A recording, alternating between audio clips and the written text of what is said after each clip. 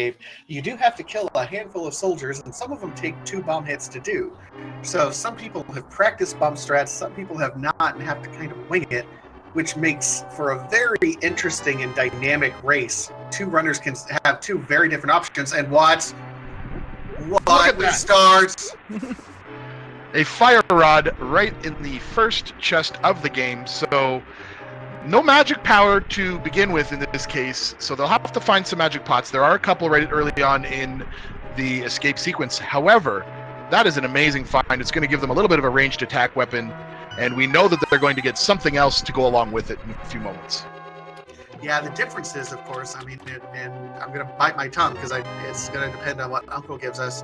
Uncle does give us 10 bombs, so while Fire Rod is nice, and we're going to be using bomb strats, I think, the issue that we're going to run into, especially as we're going through there, is the Fire Rod is a good safety, but you don't have very many shots. That's true. Each of the small pots there that they picked up is 1 Fire Rod shot, if I remember correctly, when they don't have half magic. So that's not going to give them too many times that they're going to want to use that Fire Rod power. I would be expecting them to perhaps save that for some of the more challenging monsters that they have to kill in this sequence. So the bombs they'll probably be able to use on the first guards because it's fairly straightforward and easy to kind of pre-plan out where those will be. But the rope later on that they need to kill, or the rat that they need to kill later on to acquire a key, they might try to pull out the fire rod for that one. Absolutely. Another possibility is, of course, going to be checking to see if they can do it for the ball and chain guard. Ball and chain guard, 1 hit to the fire rod to the face and he's done. Otherwise, you're probably using pot strats, which adds a good 10-15 seconds there. We're about to see that Android chooses to go with the fire rod on that first Blue Knight. Meanwhile, Sharky's going to lure him into a position where he can be bombed, trapping him, or trying to trap him next to that statue, but unfortunately he got away. Yeah, this is going to be a really dynamic seed or escape sequence. It's not something that you often get to see. So Sharky does get the kill. Android saving a lot of time with the fire rod, but remember, he might have a harder time later, so this is far from anyone's... it's not over at this point. So Android chooses to use his fire rod up right off the bat. He's going to have to use bombs on this next blue guard in here. Again, it is always a little bit of a risk if you don't have a perfect layout of the expected pathway that these guards are going to walk in. Now, if we see here, the guard got stuck on the statue, which made it a little bit easier for Android to finish him off with that second bomb.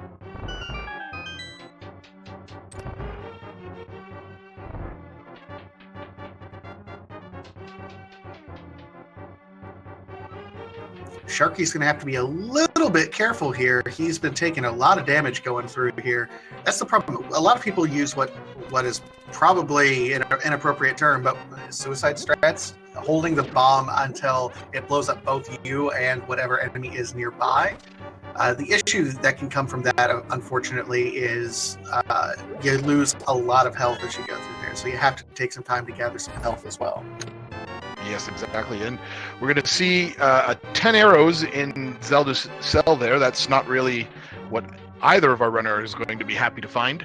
Most of them are most likely looking for something progression-wise, or perhaps some magic at this point, or like a bottle of green goo would be really nice to help them finish off this escape.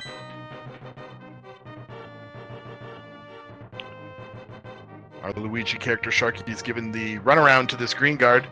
Doesn't really want to use this pot. He was saving it for the ball and chain guard, but manages to deke him out. Excellent. Well, and the interesting thing is you have 3 pots, and 2 pots to the ball and chain guard, plus the third to the green guard. You can go ahead and kill him, and that's perfectly fine. Meanwhile, Android is already back up at the top. This is he is moving through here very, very efficiently. Yeah, that is true. Now, most of the time, a solid time through the escape sequence is in the 6-minute range, plus or minus 30 seconds or so. With bombs, that almost always is an extended amount of time. The bombs, since you're waiting for them to explode and they have a timer and a delay on them, runners are going to see that their times are a little bit slower than what other items might allow them to escape with. And our wonderful tracker, Carissa, making an excellent point in chat. Shout out to Carissa, by the way, for doing that work for us. You know, when you're going through this in open mode, that means you're just trying to get the treasure chest as quickly as you can. Open mode, you can do what's called a death warp once you get down there. It means it's actually faster to die and then save and quit out of that area in order to restart the dungeon. The problem is when you do a death right there, you will start actually back in Zelda's cell once you have Zelda, so that won't save you any time here. Hopefully, I mean, none of our runners have actually set that up, so that's a positive thing at this point. Oh, and look at that. We find the power glove here in the dark rooms of escape. Also, I've noticed that Android has done something that we don't typically see, which is he's gone out of his way to pick up some of these pots that he knows contains magic potion power in them, just to give himself a few more shots with the fire rod. There he goes and picks up another one. So he's loaded for bear in this last part of the escape sequence. Yeah, and the really interesting part is you can tell Android knows exactly where all of those pots are. It's like he's mapped out exactly which pots contain the magic and which ones don't. That's a sign of some extra research that Android has done that maybe will give him an edge here over Sharky. And we're about to take a look at the 3 chests in the back of escape area. Since we started with bombs, it was a foregone conclusion that we were going to be able to open them. We find 50 rupees, the map, and a piece of heart. Well, nothing great. The map does tell us that we should go ahead and open the treasure chest in the sanctuary. Remember, the treasure chest in sanctuary is technically part of the entire escape dungeon. So, what does that mean? It means if you go through this entire process and you do not find the map, you can safely skip this particular treasure chest, knowing that it's just the map. Save yourself a second or two. That's right. Now, afterwards, the next logical pathway for most runners is going to be to head towards Kakariko Village, but there's always the question of whether or not they will stop by and check out the Lumberjack's hut. In this particular version of the randomizer, the Lumberjack's hut does indicate that we will have, if there's an item there that's required, it does indicate that we will have to take out Aghanim and make the climb of the Dark Tower at some point. But it looks like Android is going to bypass that check. That can be a gamble. Having that early knowledge can absolutely make your day. I mean, it's a lot of people consider it a waste of time early, especially if you don't have the boots. We've seen many runners end up really failing and not going back and checking that. Android picking up the big 20 here, trying to get enough money, has enough money for the bottle vendor, maybe packing up some bombs on their way out of town, too. Yeah, he is going to use up a significant number of bombs. So there's another 50 for him down in the bottom of the bandit hideaway. He does have a significant amount of money, but of course Zora is always still in play. So any rupees that you can find this early on is probably worth picking up. Looks like Sharky might be making the check into the Lumberjack Cave. He's going to take a look at what the bush crab has on offer. And ooh, small magic. That's actually really nice. Oh. Despite, the bush crab being a troll and throwing it like through a gap that you can't get through. So we're going to take a look here at the item, and we see it looks like a piece of heart. So that does not indicate right now that this will be an Aga seed, but that does not rule it out either. Absolutely not. So we're going to get our first look into Blind's basement here. And a piece of heart. More bombs. Yay. Another piece of heart. Yay. Rupees. Yay. Blind. Blind. You're supposed to have better than this, man. Wow. This has been we have not seen very many items of value at this point. Sharky's going to go ahead and get some magic power revenge from the second bush crab in the Lost Woods there. But as I was saying, typically, you could expect to find 1 or 2 useful items here in Kakariko Village, and Blind's house is one of the places that has a high concentration of items, so it's strange to not get something of value there. Well, we still have hope. Let's see what's in the well. Timmy, what's in the well? Hook shot, hey.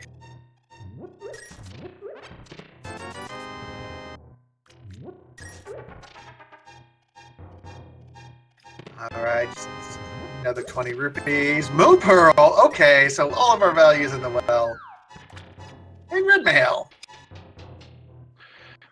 Yes, that's a pretty good. We're now 2/3 of the way to Dark World access, which is going to rule out the necessity of Aga completely. So just the hammer now, or the Titan's Mitt, will make our runners be aware that they will not have to head up Castle Tower.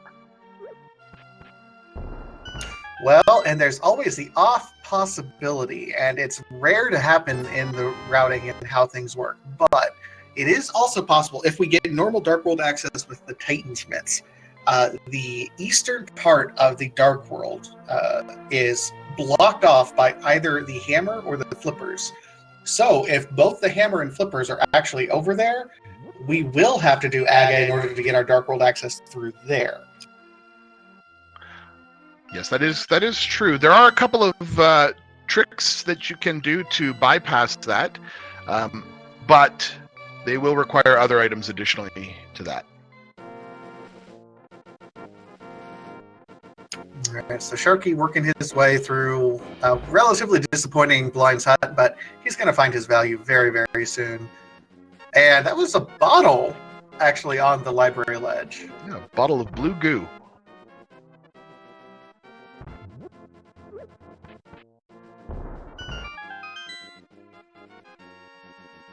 All right, let's check to see what's over here on Android's side in the race game. Yeah, Android has elected to just do the race game blind, hoping to find something of value. And it's just a full heart container. Looks like he's going to grab it, though, to give himself 5 hearts.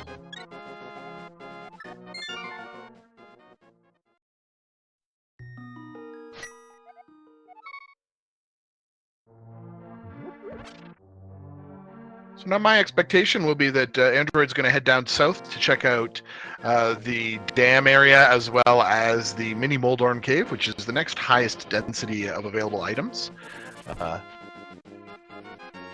Since he has received no indicators to try anything else, that seems to be the standard play.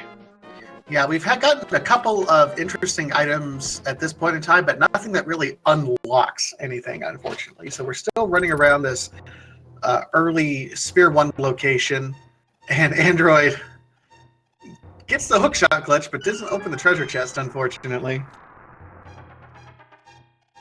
Yeah, it can be a little tricky there. Sometimes you just kind of slip your hand off the directional pad and slide around there, forced to make another attempt. It happens. I mean, he just missed saving time is all. He didn't lose time. Sharky looks like he's going to opt to farm up some bombs over here in this hut. There's 4 bombs under these bottles. Android just finding a heart piece. Or heart container. I'm sorry, full heart container. He's going to grab those soggy bombs because he was down to 4, and Mini Moldorm Cave is going to take up a few of them probably. I would be anticipating that he'll be using the bombs to take care of these Moldorms. Well, I mean, he's got the hook shot, which does hit it in one shot as well, so... Oh, that is true. I forgot about that item.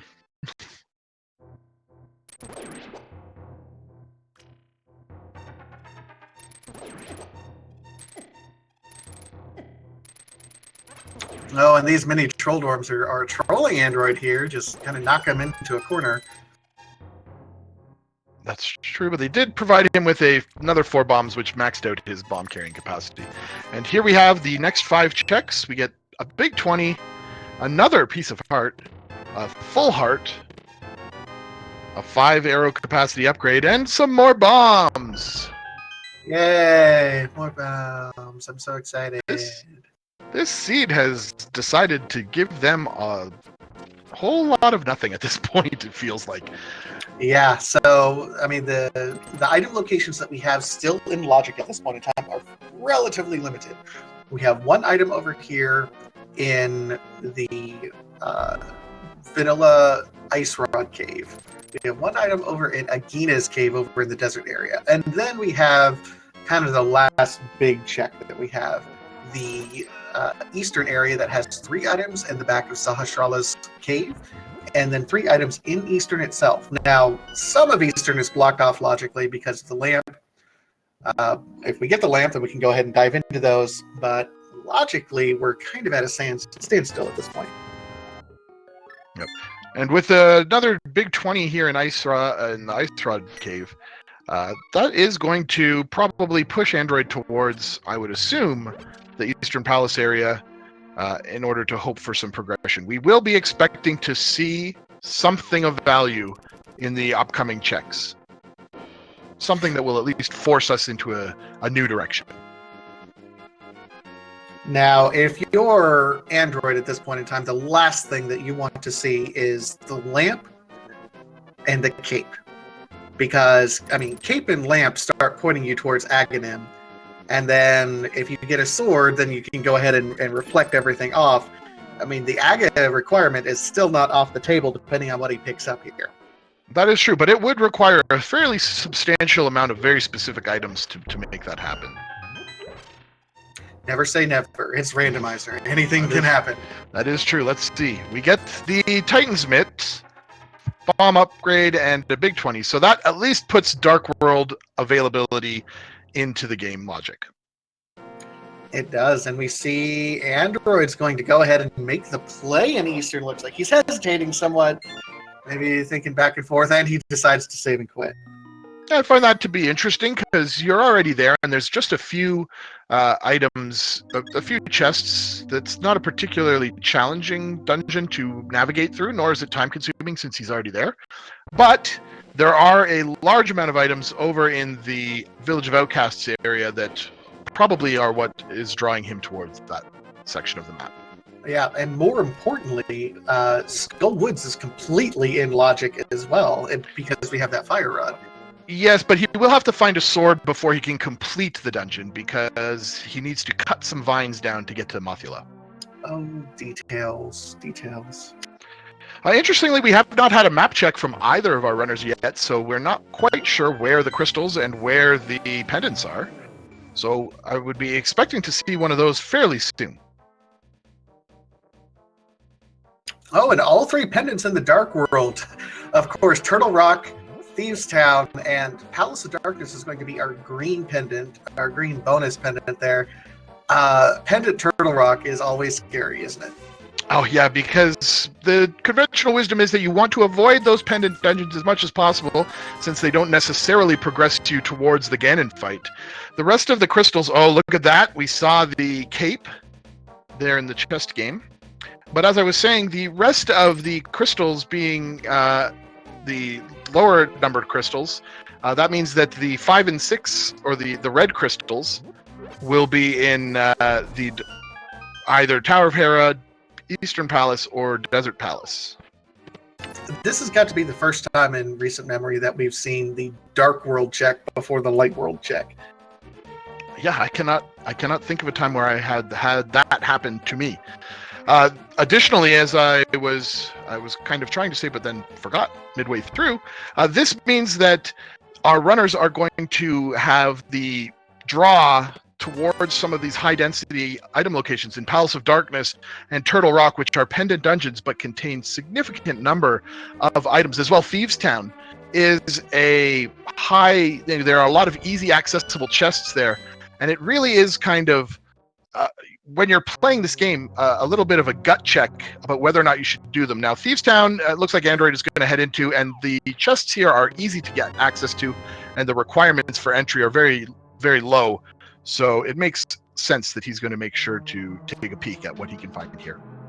Absolutely. The rule that I follow and a lot of other runners follow is to remember there are 4 chests in this early part of Thieves Town, and there are 4 total items necessary. There's the hammer.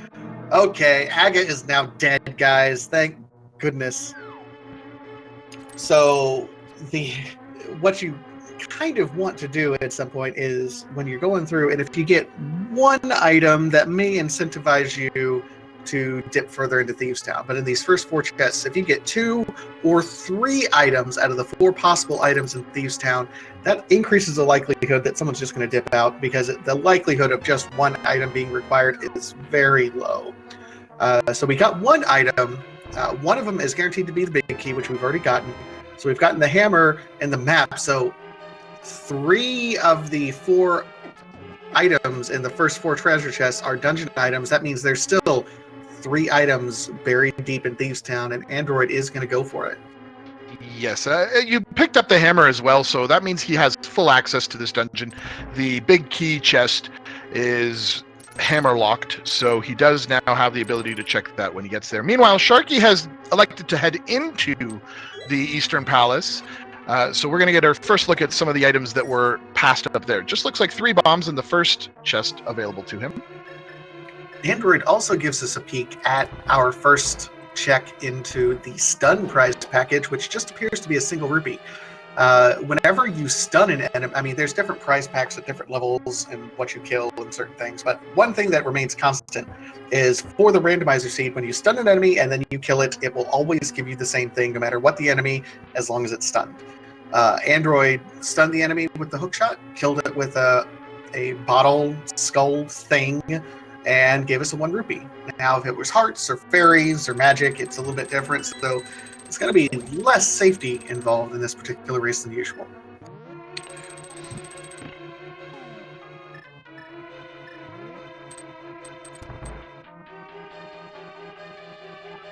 Okay, so Sharky found the big key in the second check there in the Eastern Palace. Meanwhile, Android's about to make his way towards the area of the Thieves Town where he needs to blow a hole in the floor to let light into the boss fighting chamber. Now, interestingly, he's very low on health. These green cricket-like monsters do 2 hearts to green mail wearing. Now, Android has already acquired the blue mail, so he'll take slightly less, but still a dangerous prospect. Yeah, I mean, everything in Dark World hurts. Everything in Dark World hurts. There's no getting around it. And there's another item here. Oh, did you see what just happened? Oh! Sharky has acquired the bow, vanilla style, in Eastern Palace, which is going to allow him to make the attempt at this dark area that he's elected to go in. He has to kill one of the Igor mobs, but fortunately, with the fire rod, it allows him to light up this area, making it significantly easier, and then pick up this pot and escape the dark room in the backside of Eastern Palace. Let's talk about how significant that pickup for the bow is. One, that's an amazing location for it to be. It isn't even randomized. But the other thing to keep in mind is that it's going to be a long time before Android comes into this dungeon. Normally, you don't go into Eastern until you can do the bow, or you have the bow already. The fact that it's here, and oh my gosh, it's just absolutely amazing that that check was made. It might be a long while before Android goes and checks that. Exactly. It's very hard to make that call, to look in a place where an item is vanilla, like the vanilla location of an item, just because you expect it to be elsewhere due to the randomizer game. Additionally, Sharky has chosen not to check the chest in Eastern Palace that usually contains the big key. He's instead heading straight to the back of towards the boss fight of the Armos Knights. Now, it's possible there's only 1 item left in this palace for him to find. So if he completes the boss fight and gets an item, then he knows he does not have to head back in. But if he instead finds something else, could mean another dip back in. Well, and I hate to contradict you, but he was counting items. If you looked at his pause menu, he has neither the map or the compass. So he's gotten all 3 items. He knew he can go ahead and skip that treasure chest easily. Oh, I thought that there was still 1 missing, so there you go. Meanwhile, Android has pulled out the hammer on blind. Blind hammer strats, best, well, okay, not best strats. Burnham best strats, but hammer blind can be a little bit difficult, especially with the hitbox that the hammer has associated with it. And now he's back on top. This might get a little bit squishy for Android here. Oh, unfortunately, takes the death. And the worst feeling here is that this is a death on a pendant boss. So there's a good chance that Android's just going to nope out of that dungeon. And if he has to come back later, perhaps he'll have better options for weapon choices. Now, let's not minimize. Android did find the hammer, so he's in a very good spot. He has a reliable weapon right now that he can go ahead and use. He has the Titans. He's going to be able to go and check a lot of item locations. Sharky just now coming over here and going to be his first dip into Dark World, but that bow is going to be huge. At this point, the major question is, when does Android dip Eastern without the bow? That's a huge gamble. That cannot be understated. Sharky will eventually, I think, get there. It's just a matter of when does Android get to where he needs to go. So Sharky's going to take a look at the map and see that the pendant in Thieves Town is probably going to influence his decision-making at this point.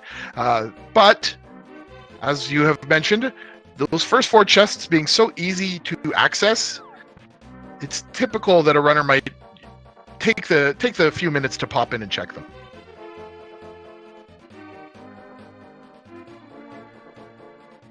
So we're going to get a look at the dig game now from Android's screen.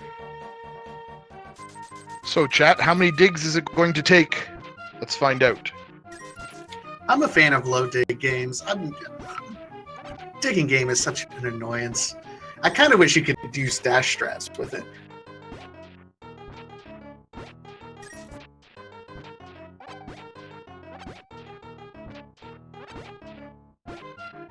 Oh my god, such a long digging game. Oh! Well, 25 digs to get the Cane of Samaria, another hotly desired item. Android really has managed to find many of the items that are going to be necessary to complete this game. This seed, he's in a fairly good location, despite the early stage here. Absolutely. Sharky over here dipping into Thieves Town. We'll see if he ends up going all the way down or if he just gets the first 4 and nopes out. That's the play compared to what Android did. If he gets the hammer and the first 4 and then leaves, I don't know. This is such a tight race right now. You really can't say who's ahead and who's not. That bow is going to be a significant factor in this play. The more time it takes Android to hit Eastern Palace, the more likely that Sharky's going to continue to progress without him. Oh, and we're getting Android with a hype cave check. Chat. Get it? Is it going to be a hype cave, a dud cave? What's your prediction for the Cave of Randomness?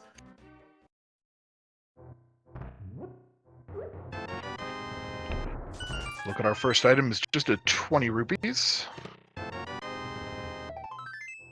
The fighter shield, piece of heart, 50 more rupees, and 20 more on top of that. So I would say a fairly lackluster hype cave today.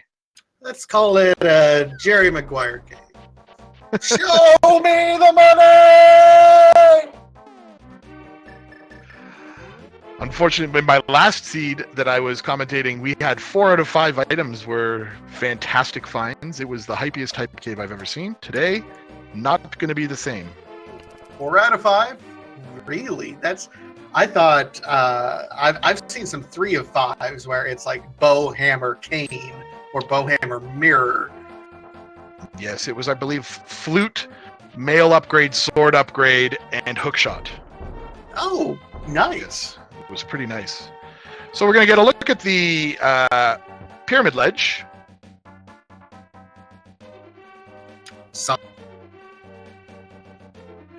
After he looks like he took a death warp out of there, of Thieves Town, so saving some time and catching up here on Android. But again, Android, that bow could be significant in terms of completing Eastern Palace, especially since Pod is a pendant. Like, you're not... Oh my gosh. Just the idea that he's going to check everywhere before going into Eastern. Yes, it is a rough call. Now, to be fair, if he thinks about it logically, he does know that check in Eastern Palace is a Sphere 1 check, which means it is a no items required overworld check. Well, not an overworld check, a dungeon check, but does not require any additional items to get in. So if he gets to the point where he's trying to find it, that might be an indicator for him that maybe I should go take a look in Eastern Palace over, say, Dipping Pendant Pod. Now, it's interesting noting Android is kind of following a very traditional route that a lot of runners end up grabbing the frog in order to do kind of what we call the frog world tour. That way you can save and quit and immediately turn the frog in once you go back into the light world. So he's going to save and quit, does not have that. So if he's going to want to get the frog and start that process, it's going to be a little bit longer. Yes, exactly. Now, both our runners are really, I think, looking for a sword here, just to give them Skull Woods access and to before they head into many other dungeons. It's just really the item that's probably most elusive at this point.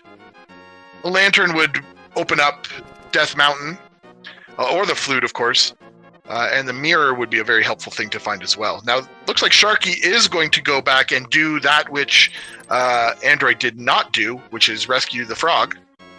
And Android might be making a important decision here. We'll see if he chooses to enter, or yes, he is. I believe he's already checked the back of Saharshla's hut. So this is going to make a big difference for his play. Yeah, that is absolutely big. Now, granted, he doesn't really have a whole lot of other options he can do. I imagine he might be a little bit nervous about doing Skull Woods at the moment. Well, again, with no sword, so not even going up there to check. Sharky is going to be doing the Jeremiah World Tour in the meantime. That's true, and there is still the Agena Cave in the desert, which could potentially hold something necessary to make some further progress here. The flute or the mirror, perhaps, would be a very nice find. I mean, at this point in time, I am not surprised by anything that this game throws at us.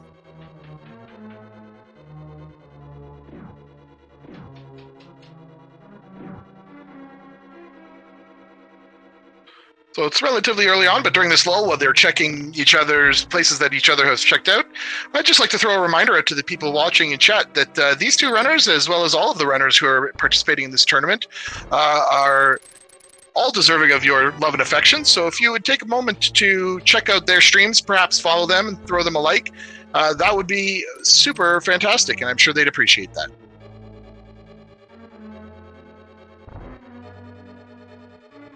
Every time you follow a runner on Twitch, an angel gets its wings. Or a pedestal seed is born. Ooh, I don't know which. Okay, chat would actually vote for that if it came down to it. I was trying to entice them.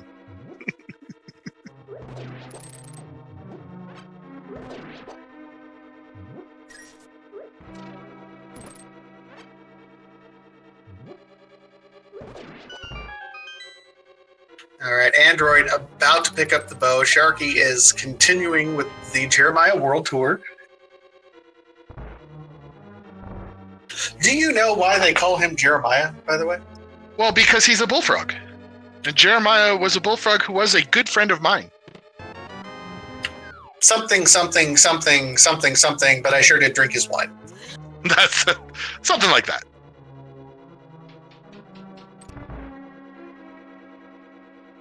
So Android, also counting items, realizes that he's gotten all 3 items out of here and will be well on his way to the back.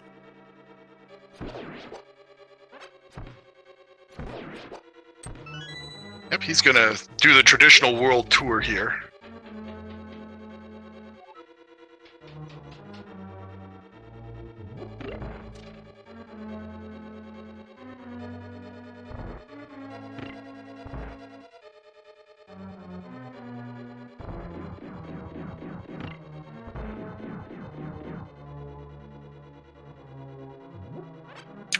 And I believe Catfish didn't have anything for us, unfortunately, right? Yes, it was just a not a vital item. Just 20 rupees, yes. So Android does pick up his bow, which is really a great thing at this point in time, but it is worth noting these runners are kind of running out of places to go. Do you dip Skull Woods, try to find a couple items without a sword? Do you go check Agena?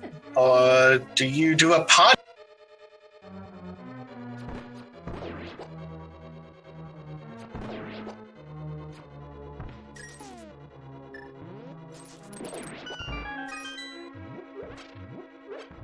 think a Skull Woods dip is the place to go. The chests are fairly easy to find in the front half, and although there are 2 locations you essentially can't get to, the rest of them you can.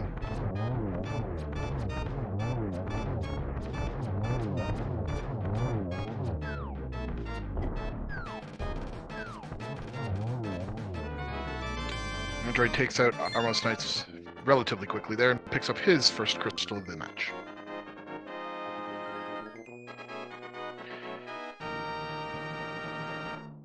I'm going to take a look at what the breadsmiths have for us today.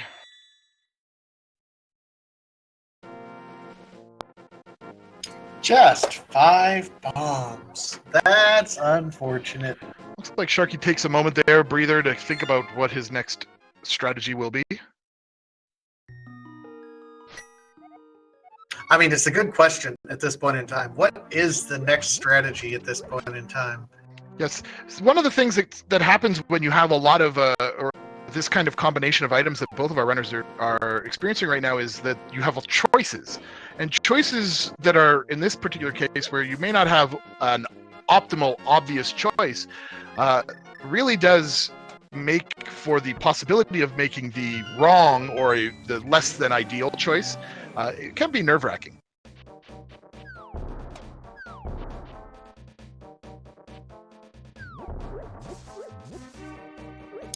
And Sharky looks like he's going to be pointing towards a sequence break to go up on Death Mountain. Yeah, and I kind of like this play at this point. The lantern, of course, is an important item, but the quantity of checks that are going to be available to him once he's made it through this dark room and rescued the old man really outweighs the benefits of following the logic, I think. Meanwhile, Android is heading towards the Green Pendant Palace of Darkness, which is another choice to make. But again, when dealing with a dungeon that you don't necessarily have to complete, it is always a risky gamble.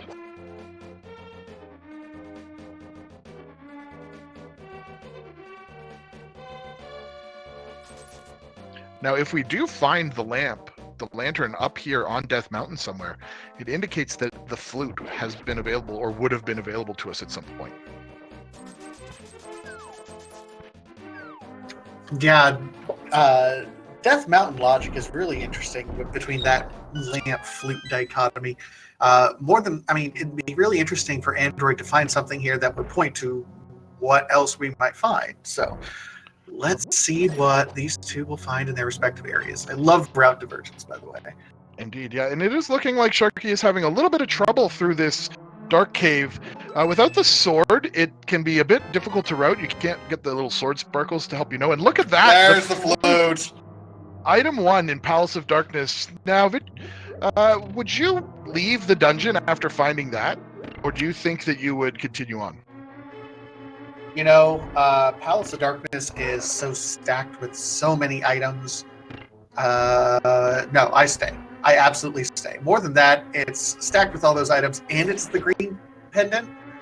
I clear it out until I hit those dark rooms, I think. I'm not terribly comfortable with the dark maze. Other runners are, and they would probably do those. Go ahead and do it. I see no reason not to at this point. Yeah, and Android looks like that's going to be his plan at the very least. Sharky takes another fall in the dark room with the old man here. He's got to make sure he moves down to avoid that one pitfall that seems to be plaguing him. Perhaps he's made it past this point. Yeah, I think he's on the right path right now. It is worth noting that Android, because he found the flute in the first one, that means Olive Pod is technically bow locked. So had he not gone to Eastern, this would have been a very short trip. He would have found progress, but it would have been a very short trip. Oh! Old man with the ice rod. Not necessarily what you want to see in a pendant Turtle Rock dungeon seed, but better than nothing, I suppose. No, I think I would rather have nothing than see the ice rod in logic. Like, bury that ice rod in the middle of Ganon's tower. I do not want to see that thing in pendant Turtle Rock. Oh, it could be possible that we have no lantern until much later, so it may be. Oh no, I guess not, because we have the flute now, so kind of throws that for a wrench in that loop works. Now, it would be interesting if we see Sharky find the lamp up here on Death Mountain. Oh, my favorite cane! Cane of Brian! And the bug net on top of Spectacle Rock. Sharky's trying to decide what he wants to do here. He's going to make his way over, jump down from this part of the mountaintop to avoid most of those death rocks before hookshotting across to the east side of Death Mountain. Do I want to get it? Do I not want to get it? Do I want to get it? Do I not want to get it?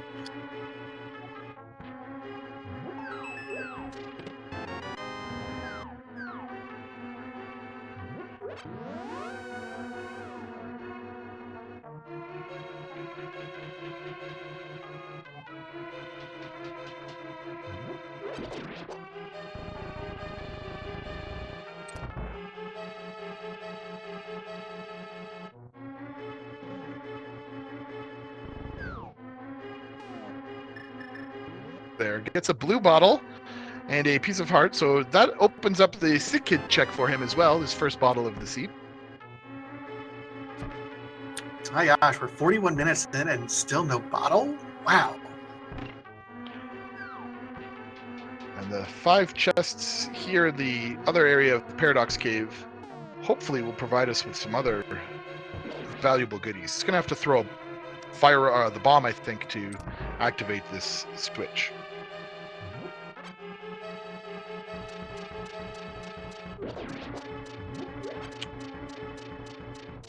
And there we are, the fighter sword and the boots here in this area of Paradox Cave. What an amazing find. The sequence break was definitely worth it, I think, at this point.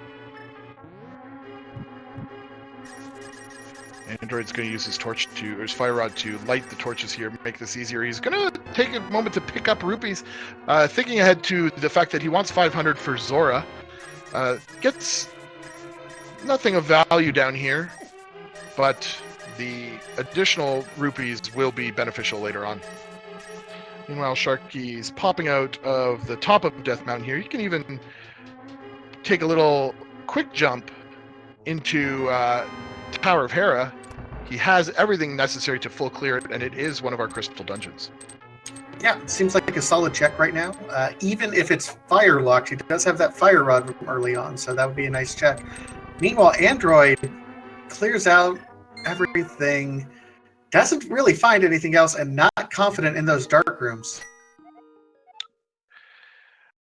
Yeah, the maze is very tricky. If you're not well prepared and have practiced it many times, it can be a large time sink.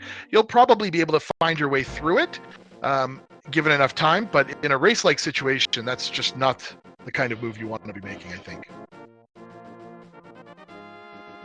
Man, these fire-breathing I'm not entirely sure what they're called, but they were just keeping Sharky locked into that spot very well.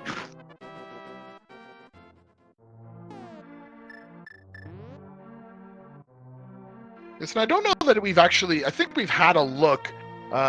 Tower of Hera, I'm not sure if this is one of the 5-6 crystals. It's either this or Desert. I believe it was Desert was the other 6 crystal. This one absolutely is. It's like 5, 6, 7. And I think this is the 7th crystal. Oh, wow.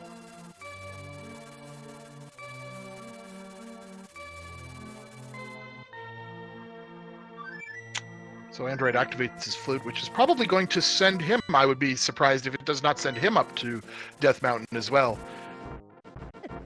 And he's choosing not to go and not to rescue the old man, perhaps not feeling confident in those dark rooms from this direction. But he is going to be rewarded for this with some significant items, including that sword, eventually. Oh no, Sharky's going to check this, and it's just going to be a key. So oh, and bonks. Okay. I completely missed the boots and the sword, apparently, while my neighbor was knocking on my door. My apologies. Yes, that was in Paradox Cave. Both boots and sword. Oh, loaded Paradox Cave, then. Nice, I like. Mm-hmm.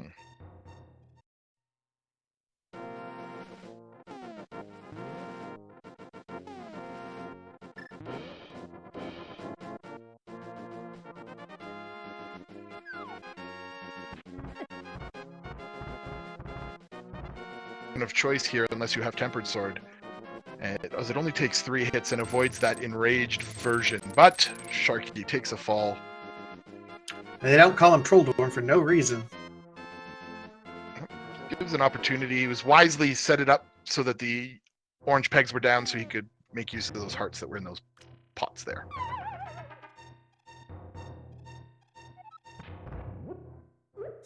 All right, round 2. Fight!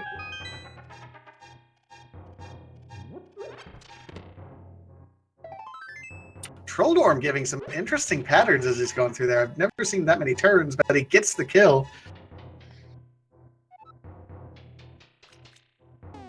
Now I would expect Sharky's going to head back, go down Spiral Cave, then lift up the rock to head to the Dark World and do Dark Death Mountain up through Super Bunny Cave and into the Hookshot Cave. I hope he remembers to take a quick look at the floating island. I'm not sure if he saw it yet as he was coming through this direction. Well, and the other thing we see him is going to check is that second item is in the basement. So he's going to be making a trek down into that basement. It's an unfortunate check, but it's a risk. Do you check it? Do you not check it? It's a long check for going through this tile room. That is true, and it is likely the only time you're up here. The only item that he's going to leave behind, I think, in this, in the way he has the ability to clear this area, would be the tablet. Until he finds the book, he's unable to use that.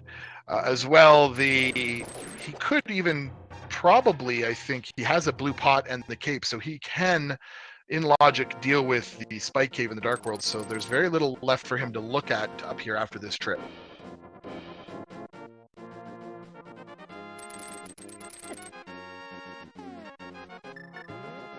Oh, okay. I was wrong.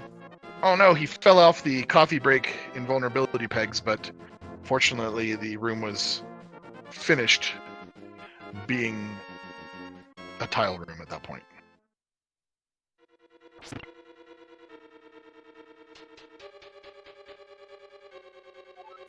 Yep, so he's going to use his fire rod to see what our last item is and then set up. He didn't set up a death warp, so he's going to have to make the slow climb.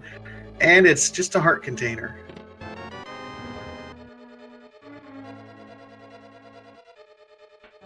With the blue mail, this is a long climb out. He's got to wait for half a heart from each of these hits.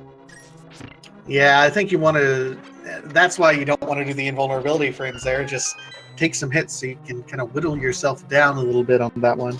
Yeah, I believe that it might have actually just been faster for him to walk out at that point.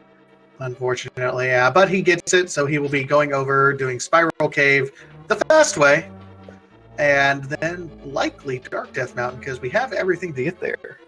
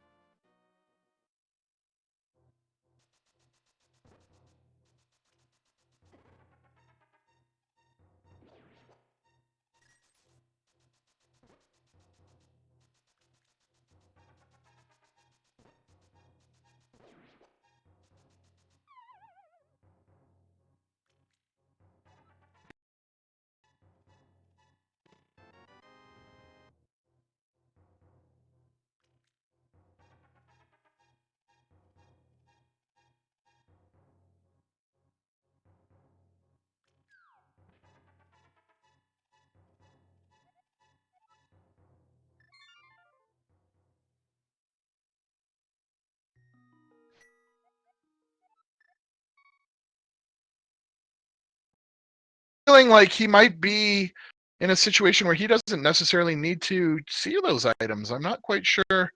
Oh, he's hookshotting in aggravation.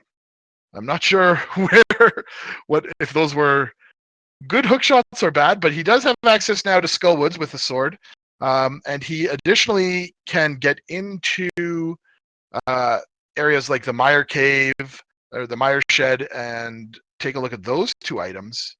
Well, he can't. Android can.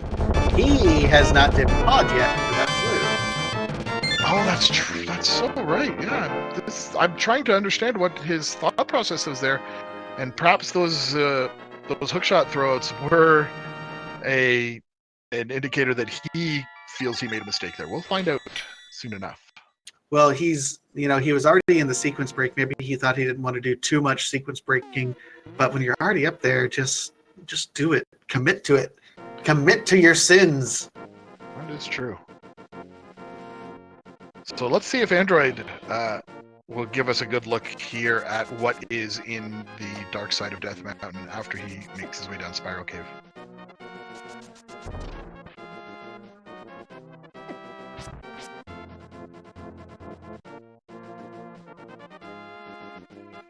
Oh, now, he may be taking a look at the entrance to Turtle Rock instead of, and then choosing to come. I'm not sure why he would like to do this, being a pendant. I mean, more information is always useful, so perhaps that's his thought process.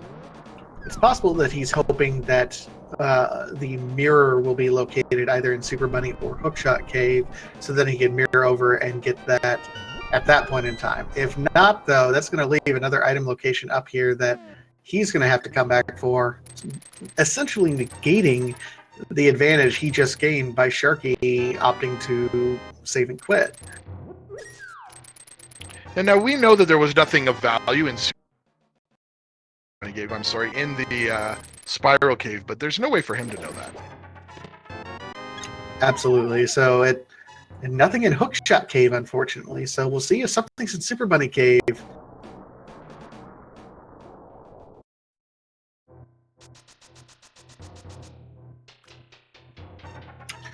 Android looking like he finally remembered he has the boots.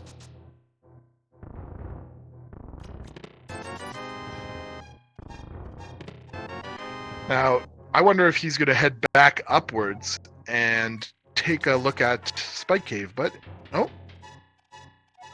That might be his decision here. I mean, it is in logic. You have the hammer and you have the cape.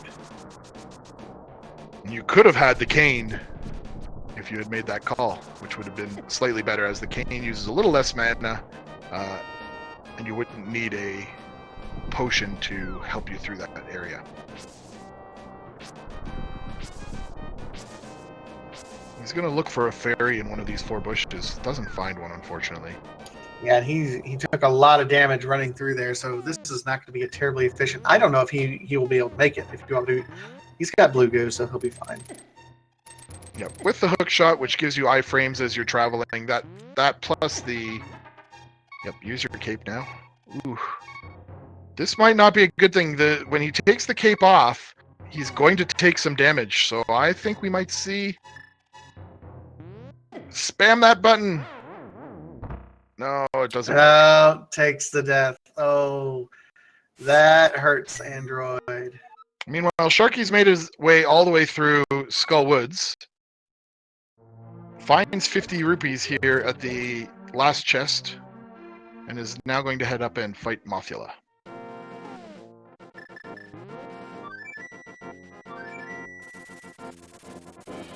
Mothula is going to be kind of an interesting fight. Sharky still has his blue goo, I believe, yes, so he will be slightly better equipped to be able to handle it. Otherwise, Fighter Sword Mothula, shall we say, isn't not a fun fight. Yeah, it is not, but you also could try the hammer. It's not the easiest, but if Mothula gives you a nice RNG pattern where he stays close to the center of the screen, it seems like he's... Yeah, Sharky's going to take a death. Yeah, death warping for health. Android, meanwhile, is checking Meyer's shed. Doesn't really find anything, yeah.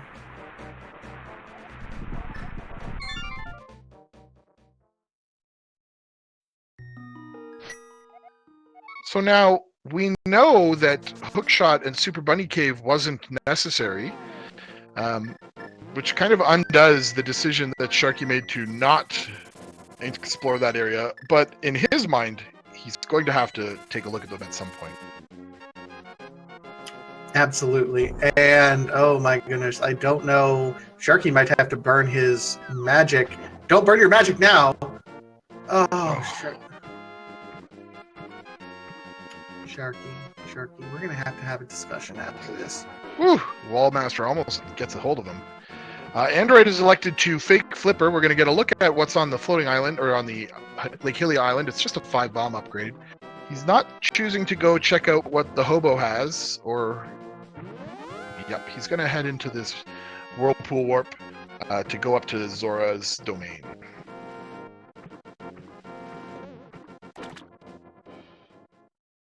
Alright, so Sharky is committed to Fighter Sword Mothula. Landing some solid hits with the fire rod at the start, but then having a rough time of it. Big 20 and a piece of heart in the Waterfall of Wishing, meanwhile. Not anything to write home about. He gets a little bit trapped by those spikes and takes a lot of damage. The Sharky kind of did what is one of the principal sins of fighting Mothula. You can't get too aggressive. Sometimes patience is a virtue there. He's going to elect to try Mothula at a later time. Meanwhile, Android's going to give us our first look into what Zora has. We'll see what kind of capitalist banking bull honky the fish scams us for today. Now, this is the only check up here that is technically in logic, and it just has 3 bombs. The most expensive bombs that Android's going to pay for all day. Sharky indecisive about where he's going to go. I wonder if he'll take a look up at Bonk Rocks since he's right here. It'd be a solid check, and he does appear to do so.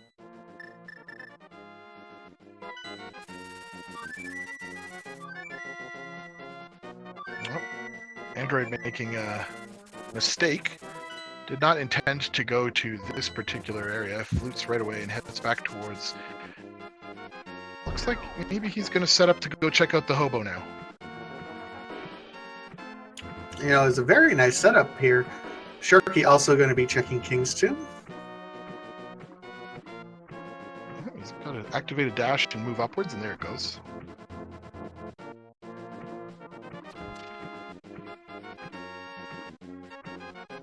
He gets the Ether Medallion. We don't yet have a look at what Misery Mire was, although Android was over there with the flute. He hasn't yet... He didn't take a peek at the medallion requirement for Misery Mire. So what is logically left? I know Sharky needs to still dip into pod in order to let that whole Death Mountain area still be in logic. Yes, that was a very interesting find under the bridge there. Did you see that? I did not. What would we find? So Android just found for himself the lantern, which means that it was flipper locked, and so somewhere out there, the flippers exist. Oh, my Jeebus. So that could be perhaps what was up on Spike Cave, which we hadn't yet checked. Yeah. That's... I mean, logically, that's got to be close. Let's see. Going through the logic, we can't get into Desert Palace yet. We've already cleared out Tower of Hera. Pod we've cleared out. Can't get into Swamp Palace. Skull Woods we've gotten both items from, I believe. Yeah, I know for sure we got one. I wasn't quite certain, but though there is also Pyramid. So here's Sharky checking the about to check the big bomb area. So that's going to be potentially another item. Oh, accidentally started the bomb fuse. Managed to stop it. You can't hook shot with that. Or dash. Yeah, gotta keep it slow, Sharky. There are a couple of techniques you can do to speed up this route, but they are beyond my ability, and I couldn't tell you the nuances of them.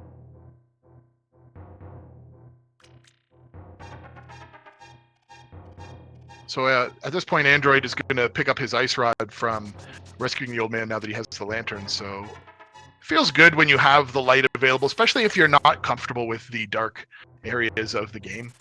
Of course, the game is completable with sequence breaking through in all of the dark rooms, but I have yet to meet a person who enjoys perhaps Dark Castle Tower, for example.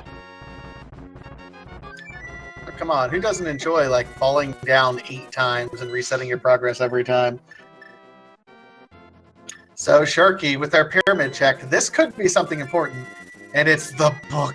Oh my goodness! The book. The book's going to give them full Desert Palace access, and the Pyramid Fairy decides to fill up his bottle with red juice. And gives him 300 rupees as well as the literacy. Now, Sick Kid, we haven't had a check here yet, upgrades the sword. Where was he sleeping on the Master Sword? Sword of Evil's Bane, legendary sword, only allowed to be used by the hero of legend. Kid in a bed is holding it. I guess he was playing in the Lost Woods that one time and picked it up. Android's going to grab the blue goo off this lantern thing, giving him 3 bottles, putting him in a nice position for safety. And it'll be interesting to see when he makes that check into the big bomb area.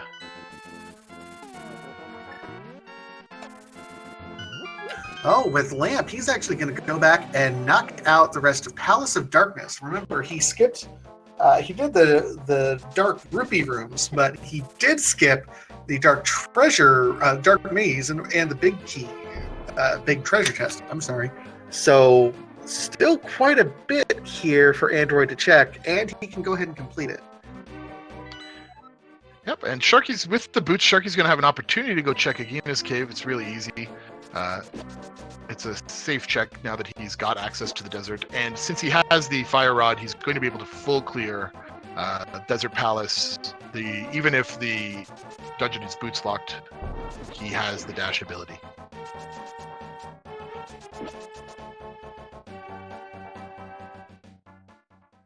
It'll be interesting to see if this was something like Flippers, so that the would have activated that hobo check much sooner for the lantern, but just 10 arrows.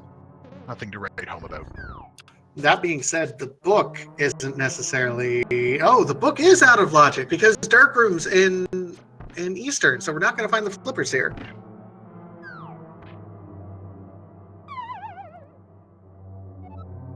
That is true, yes, Eastern Palace was. So where are these Flippers?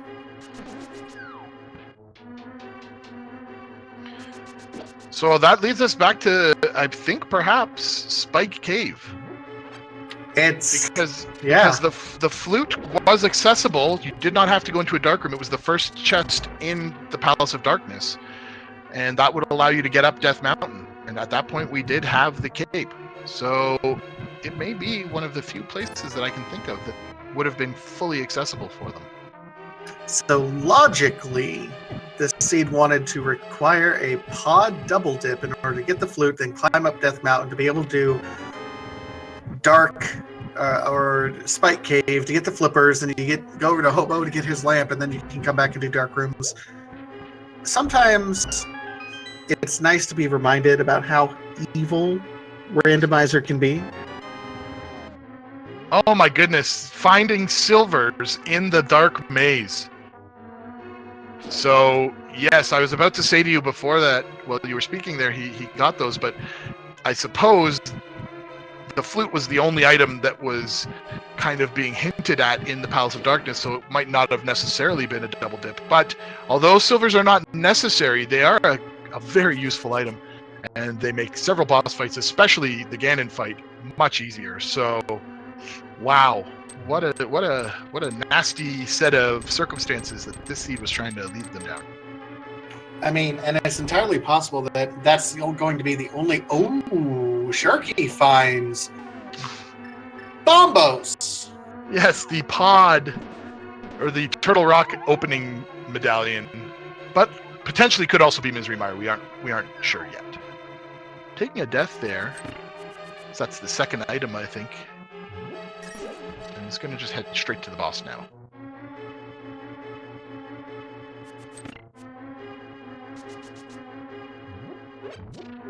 Perhaps he'll remember to take a brief trip out to check what's on Desert Ledge.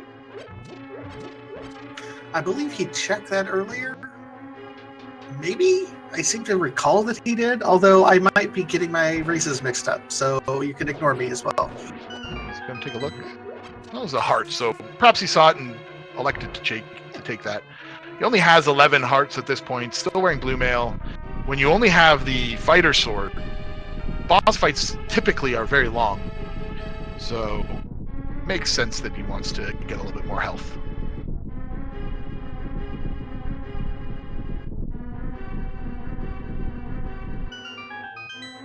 So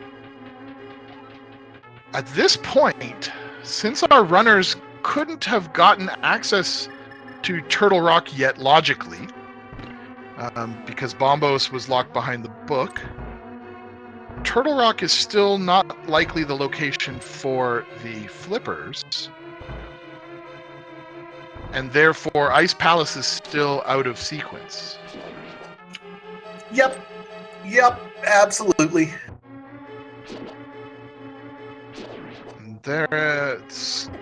Swamp Palace obviously can't be done without the flippers yet. Skullwoods is completable, but is not going to provide us with anything of additional value. So I'm wondering if we are correct and it is that Spike Cave. At this point, it feels like it's got to be. If flippers are not in Spike Cave, then I mean we still have shovel and mushroom and powder and some kind of fetch quest, yes. And Sharky bombs. Bomb strats on Land Molus. Well, with fighter sword and no magic and no potion, I'm not sure if this is faster than spins, even with that plastic sword. Meanwhile, Android's making quick work of Halmasar King there. He's got the silver arrows, so it's just a one-shot here, as long as he can hit that green gem. I'm a little bit excited about bomb strats on Land Molus. It's pretty cool. Done them myself, and they suck. He's managed to get one. He's used the last of his bombs. Finding the red mail on Halmasar, but this green pendant now. This, I guess, again, this can't be a progression of the flippers because a dark room was necessary to get this item. So the green pendant can't be what they're looking for.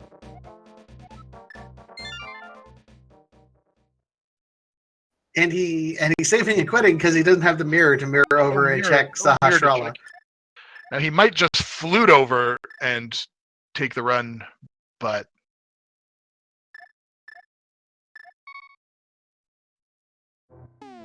my goodness, what else has just absolutely trolled both of these runners? Android going up here. Is he checking Spike Cave? No, I believe he's just using the flute there. He's gonna head back to Kakariko Village. What does he have here to still look at? Skullwoods. He has the fighter or the master sword now, so he can take care of Skullwoods. He has not yet gone into the back half of Skullwoods, so there are still potential items for him to find.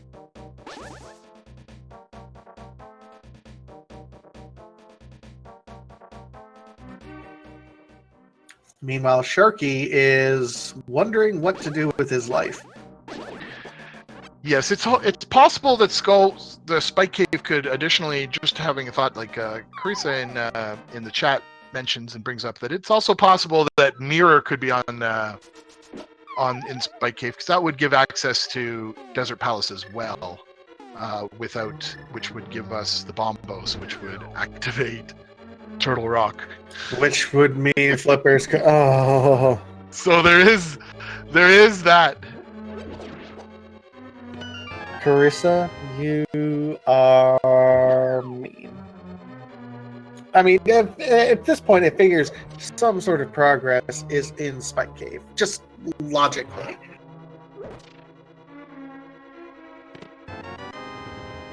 Sharky's Or decided. there is one other item location we forgot about. What's the purple chest? I guess. Yes. Gary's lunchbox.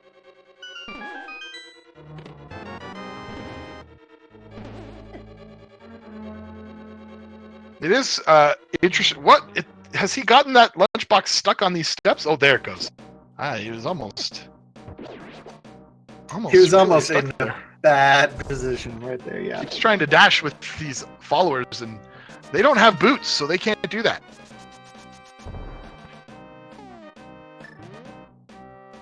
Let's choose to save and quit because the chest will follow him into the light world. He doesn't have the mirror, so that is just as fast to head to his house as a starting location and then head down south to the.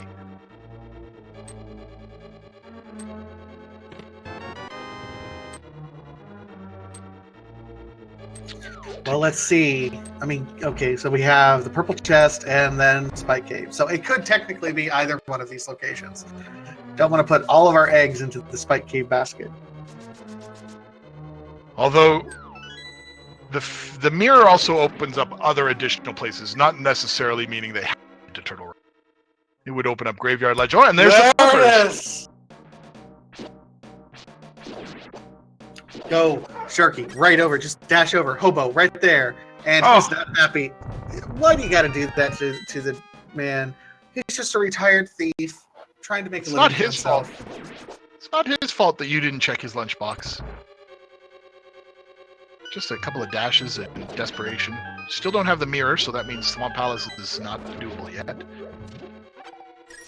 Looks like we're going to get our Zora check, though. And perhaps Hobo. Hopefully Hobo, I would say. Yeah, he's going north to the Hobo area, so he's going to be happy to find that lamp as well. Everything is going to be in logic for him. Interesting that Android's not just going to use the silver arrows on these Gyptos. Yeah, that's something you got to remember, guys. Silver arrows work on Gyptos.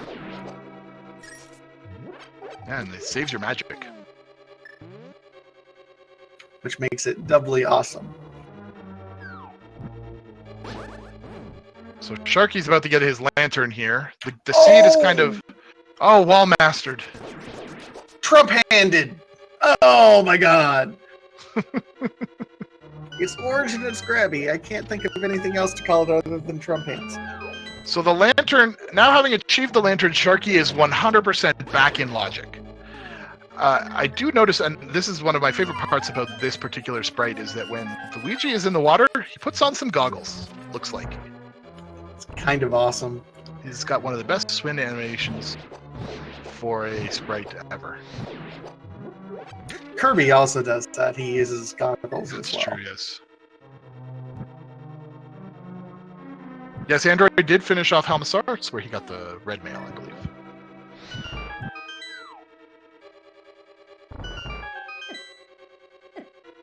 Sharky now doing all of this back in logic.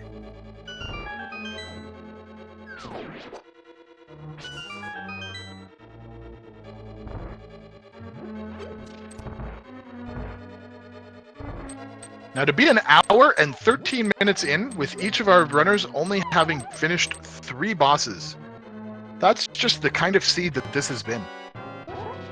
It has been... I'm not going to even say devastating. I'm going to say... let's see. I don't want to say trolling. I want to get away from using the term trolling and overusing that. Mm-hmm. But it has required a lot of back and forth on the map. And they both have made attempts at bosses that they were unable to defeat. So they could be a little bit further ahead than they are at this point. Sharky expressing his displeasure with Zora. Meanwhile, Android's red mail and gets Mothula down.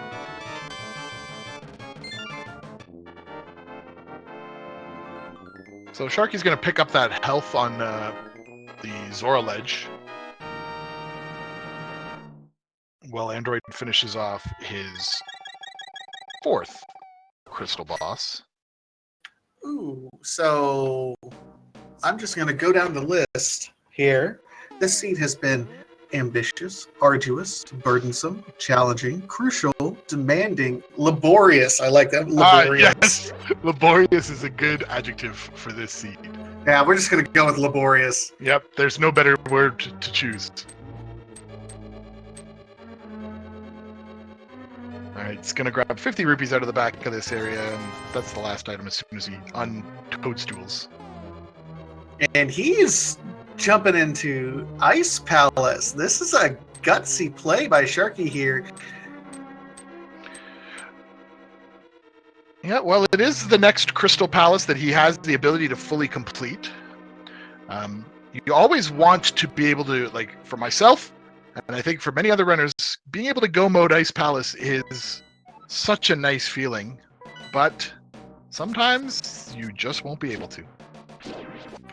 I find it interesting that Sharky actually pulled out Bombos Medallion for the front end of Ice Palace, and then pulled out the Fire Rod for the blueberries. Yeah, instead of using his hook shot, which would have also served that same purpose. Now, neither of our runners have given us a look at the medallion necessary for Misery Mire. So Sharky, well, he does need a sword upgrade to be to finish the game. We're getting close to go mode for both of our runners. Absolutely. I mean, Sharky needs to go get the flute, and silver arrows would be nice. But Mirror, is Mirror our go mode item? Yeah, Mirror is a required item at this point. They do have to get into the swamp.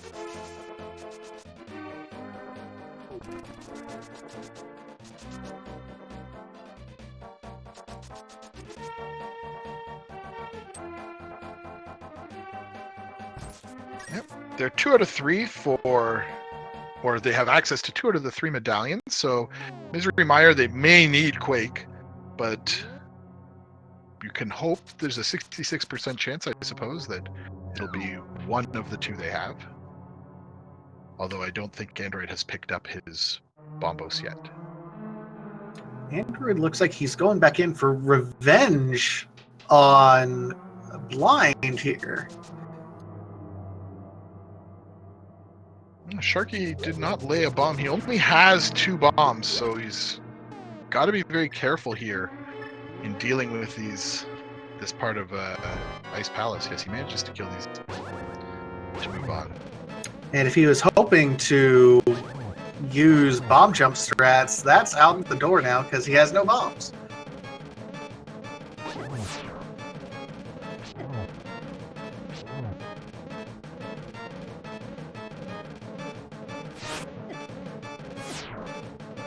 So that does mean he's going to have to go the long way through Ice Palace.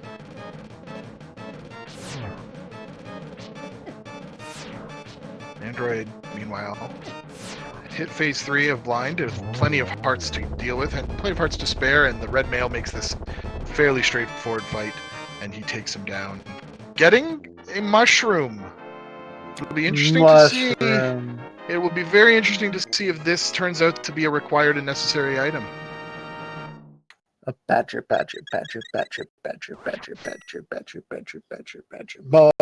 Mushroom. Sorry. Wonder if he'll make use of it right away. He has the flute, so it's not hard to head right over there and immediately see if that was a valuable dip. And I imagine he's going to pull the flute out and turn that mushroom in immediately. I mean, he has the ability to fake powder if he happens to know that particular glitch, and I'd be worried that something's there myself.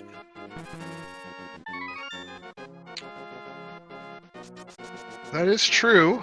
Although it seems to me that it's very hit or miss on whether runners activate that particular glitch. It's not a very difficult. Oh, he gets a tempered sword out of it, so a sword upgrade for the mushroom is really not that bad. Makes the Ganon fight a much nicer prospect at the end of the game. Oh, absolutely. Meanwhile, Sharky's still running around with, unfortunately, just the fighter sword. Yeah, he's really gonna have to hunt down these two weapons. Additionally, that means that there may be still one sword upgrade in Ganon's tower, so it is sometimes happens that you end up with all of the sword upgrades in Ganon's tower, but you may not be able to count on that. These are one-off locations that he's going to have to head to at some point in order to upgrade his sword to make Ganon defeatable. And Sharky not really finding a whole lot of anything for us here. And Ice Palace, unfortunately, he's laboring through here. Looks like Android's going to head up to the top of Death Mountain. He's in the light world, so he's going to head up, and I'm wondering if he's going to activate Turtle Rock. He doesn't have Bombo, so he can't. So perhaps he's making his Spike Cave check. Oh, he hasn't done. Yeah, he hasn't not yet done the Spiral Cave. He was probably worried about this one.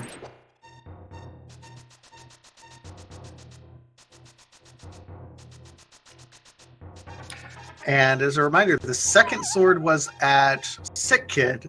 So they both got the first sword in Death Mountain. Second sword is at Sick Kid. Third sword is from a mushroom turn-in from Pendant Blind. Oh, this is not been a fun. Two fetch quests to get sword upgrades so far. Now it makes sense that Sharky hasn't done either of those two quests. He hasn't made that dip into Pod to get the flute, and really that changes a lot of the availability of routing paths. And this is an opportunity for viewers to see just what happens when you don't have access to a lot of these like quick jumps. There's the powder Sharky finds in Ice Palace. So not necessary, but helpful. All anti-fairies are now going to be something that you can easily convert into health. And it does activate the Mad Batter. Oh, Android getting dead rocked on his way up to the Turtle Rock portal.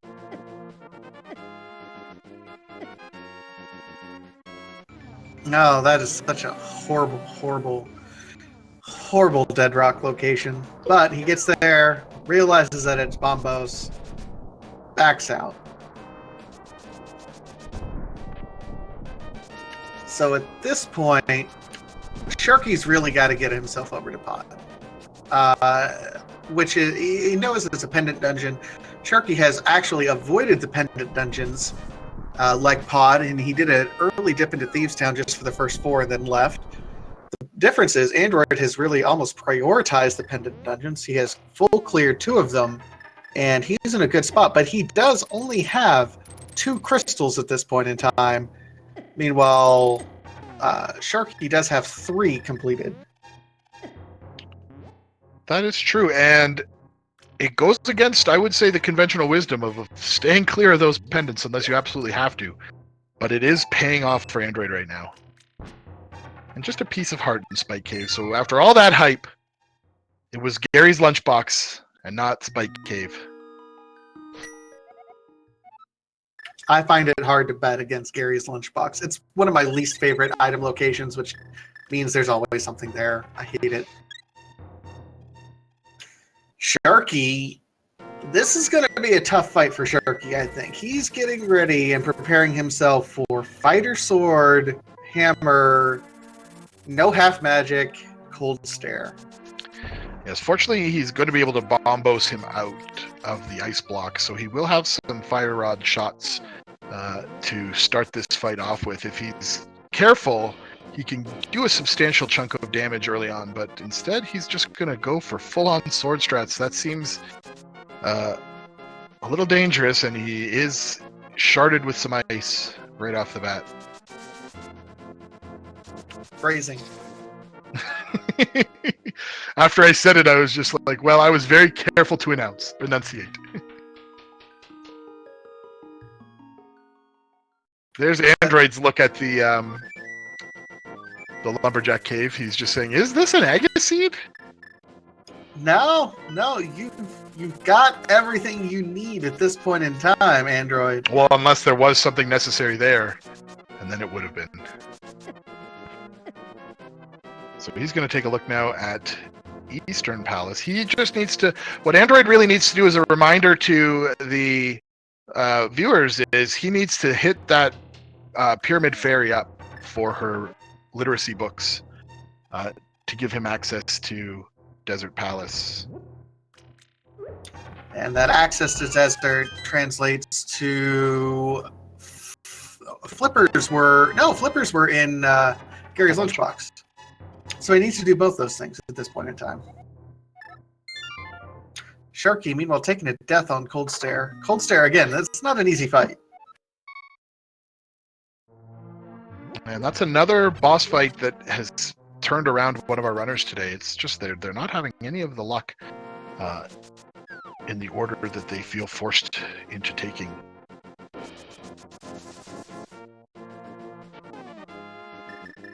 You get the sense that both runners are kind of maybe forgetting a thing or two at this point in time, which is unfortunate.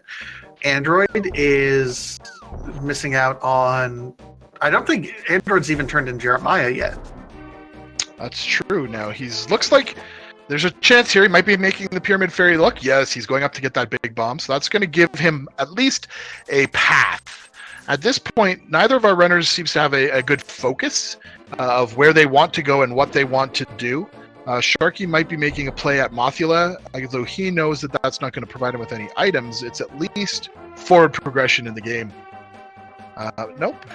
Changing his mind. Again, he didn't stop by Sick Kid to grab an upgrade to his sword. Oh, changes his mind. And we'll see where he ends up next.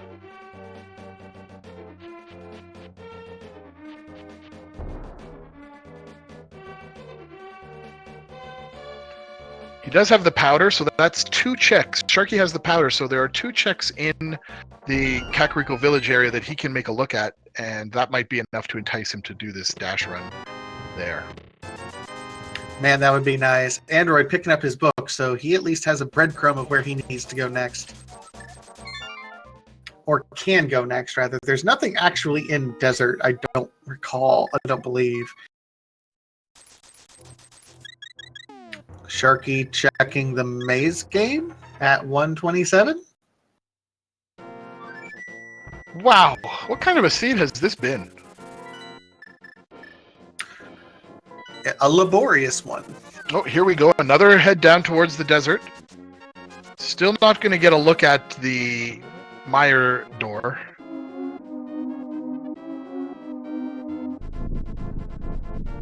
Yes, so desert has bombos. So that's, and as well as, which was perhaps a required item if Turtle Rock is necessary.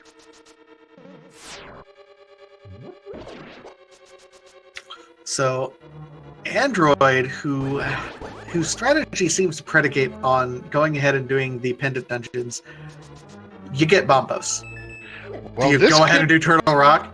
At this point, I think you perhaps maybe take a little trip before you do that to the pedestal with your newfound literacy, and you see if it's going to be a ped seed, because there is the possibility that Mirror is there, and that would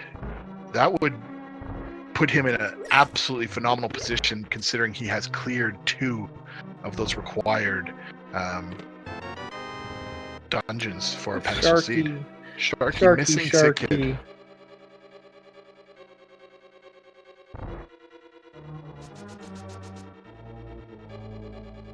The Sick Kid is where he would get a sword upgrade, so he has definitely not gone there yet. Unfortunately not. He's also not doing the Bat Cave, which is also right there. And now he's heading over to pick up some potions. Maybe he's going to fill up some of those bottles, that extra bottle. Doesn't have the mushroom. There, Android grabs bombos. He saw that there was arrows on the torch, so this is just going to be a dungeon item.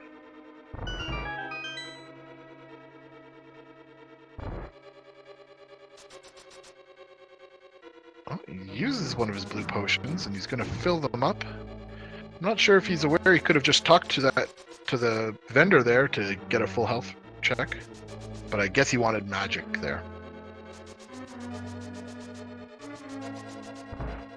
So really, I'm mentally screaming at him to do the magic bat check and, of course, the sick kid check. But I'm not sure if he's hearing me. I mean, I've been yelling at my screen for the past hour or so. Man, he's got to make that check. Maybe he's making it now. Maybe he goes back. Here's another try. He's making another run through Kakariko Village. Oh, he's heading towards the Dark World portal.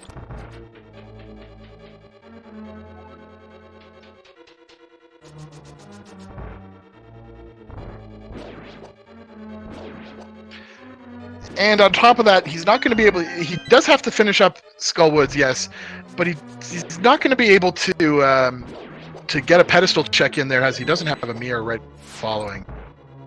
Oh, and he's worried that Mothula has something, so Sharky's going back for another try at Mothula.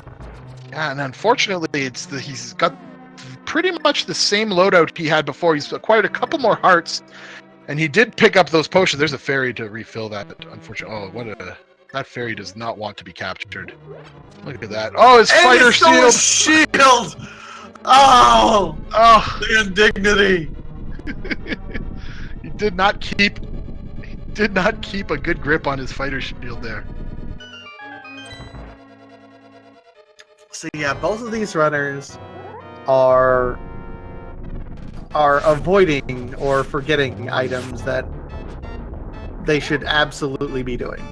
Sharky, we know that Sick Kid has a Master Sword for him, which would certainly help for this Mothula fight he's getting ready to go into. He is also avoiding Magic Back. We don't know what's there. He's also avoiding Pod, like the Plague, which is a pendant dungeon, but most importantly has the flute, which would unlock quite a few items for him. Silvers are also buried back in there, which would absolutely be nice for him as well, if he so desired to grab those. It's true, and we know that Pod is absolutely logically necessary at this point. Although Sharky is not aware of that. He does not have that insider information. And it really will be a matter of when will he do this. Now, Android is going to pull the trigger and go up to Turtle Rock. Yeah. While in the meanwhile, while we know that Sharky is missing some of those locations, and it would be nice if he checked that Android right now is missing the flippers, which we know is in the purple treasure chest. He hasn't even done Jeremiah yet, the frog. So both of these runners missing out on key item locations. Android doesn't have the mirror, so this unfortunately was not the correct path to get up Death Mountain, unfortunately. Whoa. It's when you get to the to this stage of the game, about an hour and a half in, you as a player you tend to believe that you must have certain items, and so it starts to slip your mind when you make a call like that. It's just like, oh, I'll just go up Death Mountain and mirror over, and I'll be able to access Turtle Rock, and so you just kind of, having run so many seeds, they kind of blend together, and it takes a lot of mental fortitude to make sure and to remember to double check certain conditions. There Sharky goes, taking out Mothula this second time. It does look like, Sharky finally getting that. Android might also be trying to check the ether tablet while he's up here. That might have been his intention for sure. Unfortunately, not the right call. We'll see after he gets out here if he goes over, and no, he's going right to Turtle Rock. I mean, he does have access to it from this side, but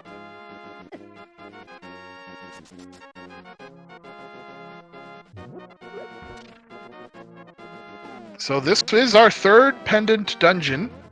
Will Android full clear it? I'm going to say at this point, if I were him, you absolutely full clear it.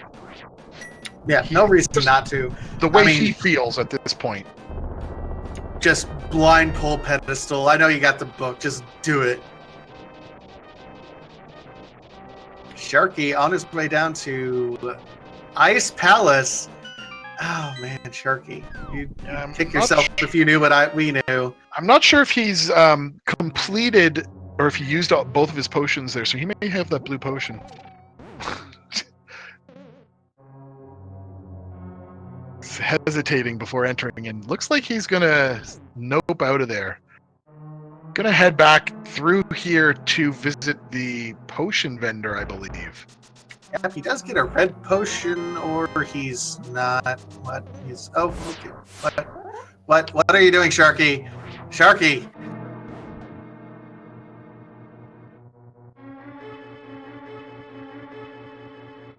So in the first chest, Android finds a key. Lots of new potential areas to explore here. Does have the hook shot, so it's going to be a nice quick route through this torch track area.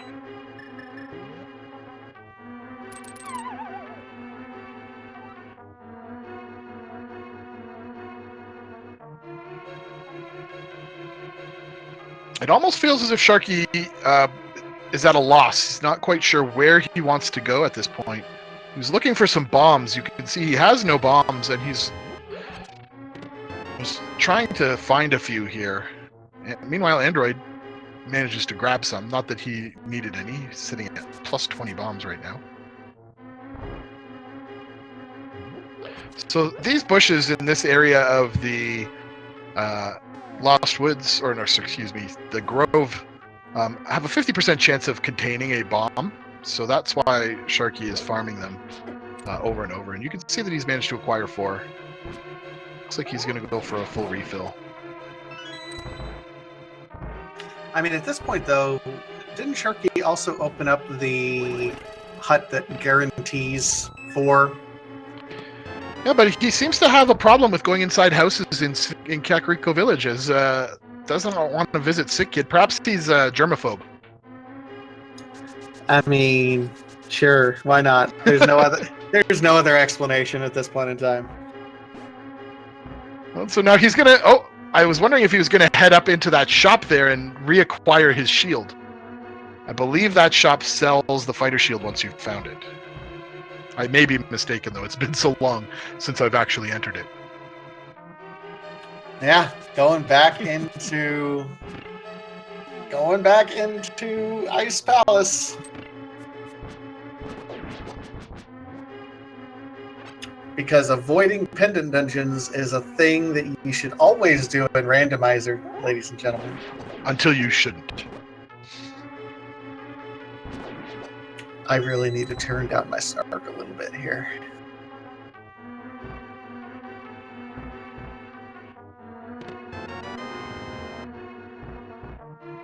Well, it can be a very hard call to make, but at this, especially early on, but at this stage for Sharky, I feel like he's got to start to come to understand that those are the places that have items in the highest density that he has access to. So it is only a matter of time before he starts to set foot in one.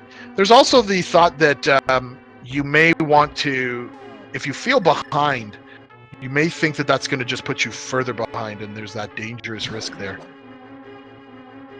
I will say, I will commend both Sharky and Android on their particular playstyles. Sharky is all about avoiding those pendant dungeons, come hell or high water, for lack of a better term. Android, meanwhile, is almost full committing to clearing the pendant dungeons. So it's a contrast in styles at this point in time.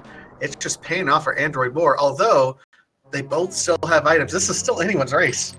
Yeah, at this point, it's too close to call. There's just 1 or 2 items that each one is looking for, different from one another, that's really going to open things up for them.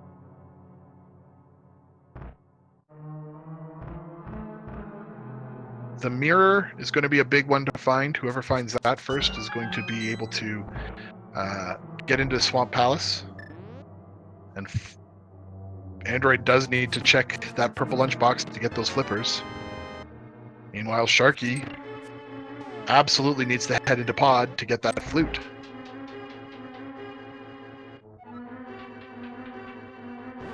Yeah, I mean, the swords are nice. The swords would absolutely be nice for Sharky, and I'm sure he thinks the swords would be nice. Well, he does definitely need 1. Yeah, he needs at least 1. And it's got to be weighing heavily on his mind. Like, where are the swords? I wonder if he's just committed to the idea that they're in Ganon's tower. And we don't know that for sure.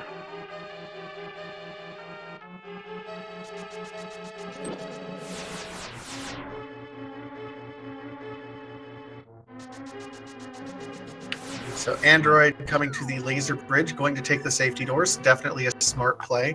We'll see if any of this dip into Turtle Rock bears any fruit whatsoever. Yeah, so far, I don't believe it has. They've found nothing of value. It does have access to the cape to make this an easy trip, though. I mean, easy is in quotation marks because it's the laser bridge. There's look at that! It was a required.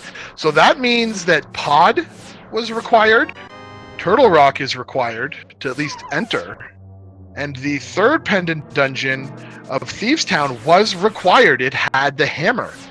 So all were required to go into, and we're not quite sure yet, but possibly they may have all been required to defeat. Well, and that's no mode for us right now. That is true. So I ladies guess and gentlemen in chat, yeah, we're in no mode. Oh, so now at this point, Android, with one chest left to check, probably because he's taken the safety door, is going to make the call to do it, but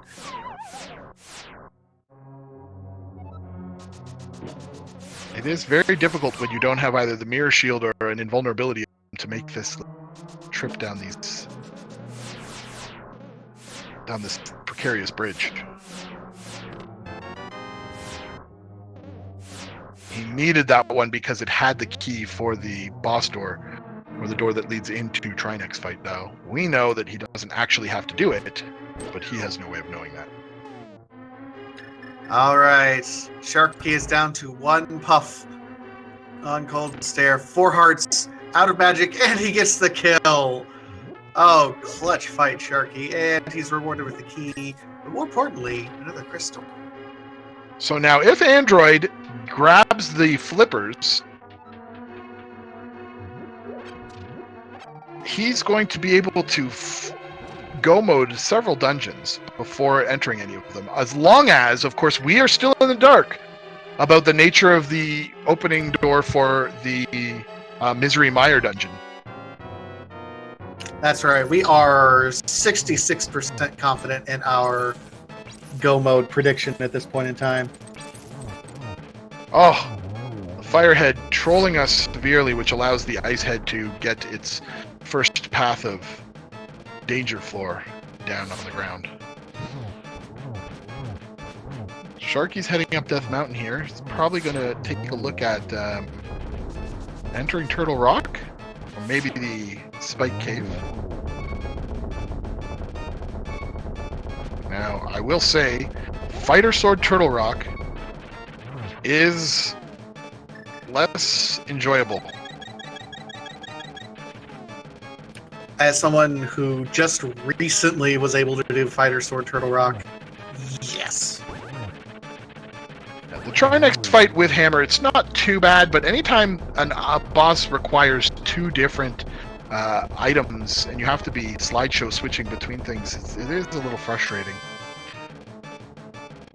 Just a 10 arrow and the pendant. So will Android pull the pedestal blind? That is the question. To pull the pedestal or not to pull the pedestal? That is the question. If it has the Quake medallion, and Mire is Quake, this would be a seed for all time. A seed for the ages.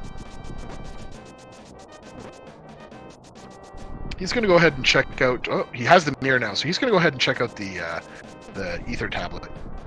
That's a solid check here.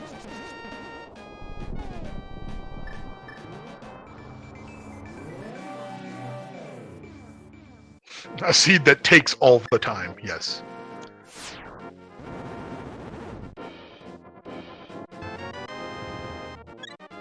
So just a heart container there. And fluting away? Where, oh where will my android boy go? It looks like he's going to take a look.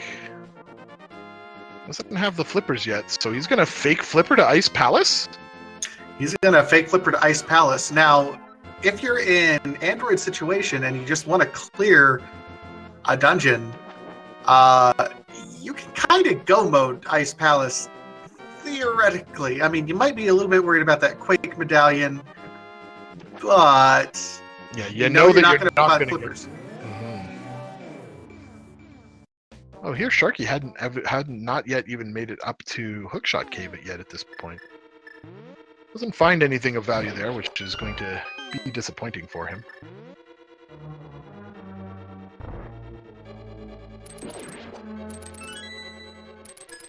Sees Bombos. That's his first look at the medallion required for Turtle Rock. And he's thinking long and hard now on this save and continue. Well, he can't really mirror over, so he's going to have to save and quit regardless. Yes, but I think perhaps he remembered the Spike Cave for him. He tried it earlier, did not quite have enough hearts, remember. I believe. Or perhaps that was Android. I think it might have been Android because I remember looking at the red hearts, not the green hearts. Thank you for reminding me while we're seeing these two check each other's locations. Green hearts. Do you know why that is, sir? Well, in the latest version of the Bizarre Seed Generator, a new feature was added that allows you to colorize your heart containers at the top there. Yes, but more importantly, do you know why that feature was added? I'm not certain. Perhaps has something to do with people who are suffering from color blindness. That is absolutely correct. It was an accessibility issue added. There are certain people in our community who have certain color blindness issues. The first round was done several months ago. You'll notice the stars that are next to the green pendants and then the red crystals for the 5/6 crystals.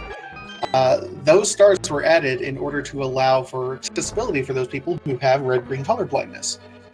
So they added changing the colors on the hearts for that same reason, for the people who might have a difficult time seeing how many hearts they actually had.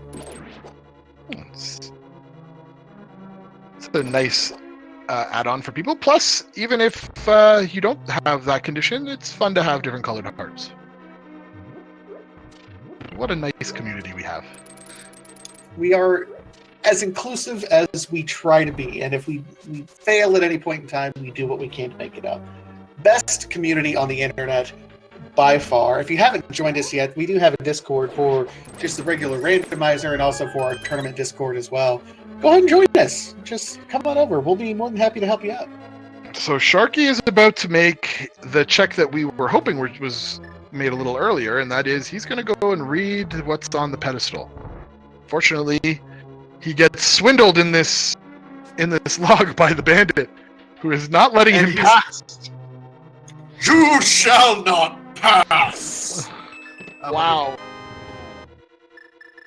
And we have a pen check. Sharky wondering what is going on.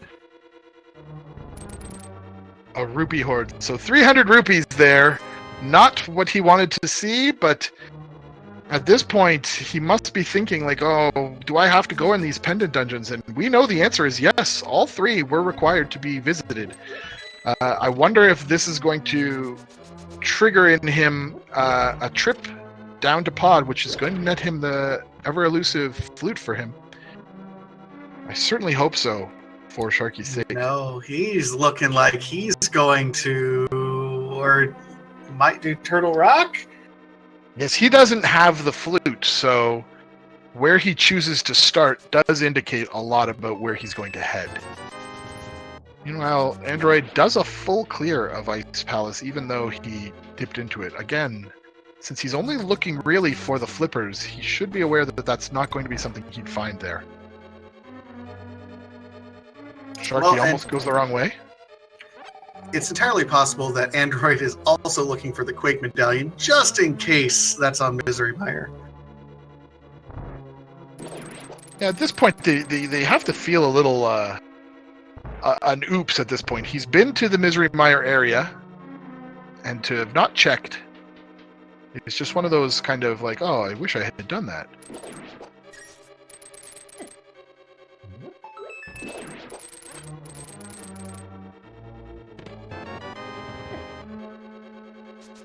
So what do you think happens first? Android checking the purple chest, or Sharky checking the pendant dungeons he needs to do? Well, since he seems to be on his way to Turtle Rock, I guess that Sharky's gonna head up in there before Android gets to a Gary's lunchbox.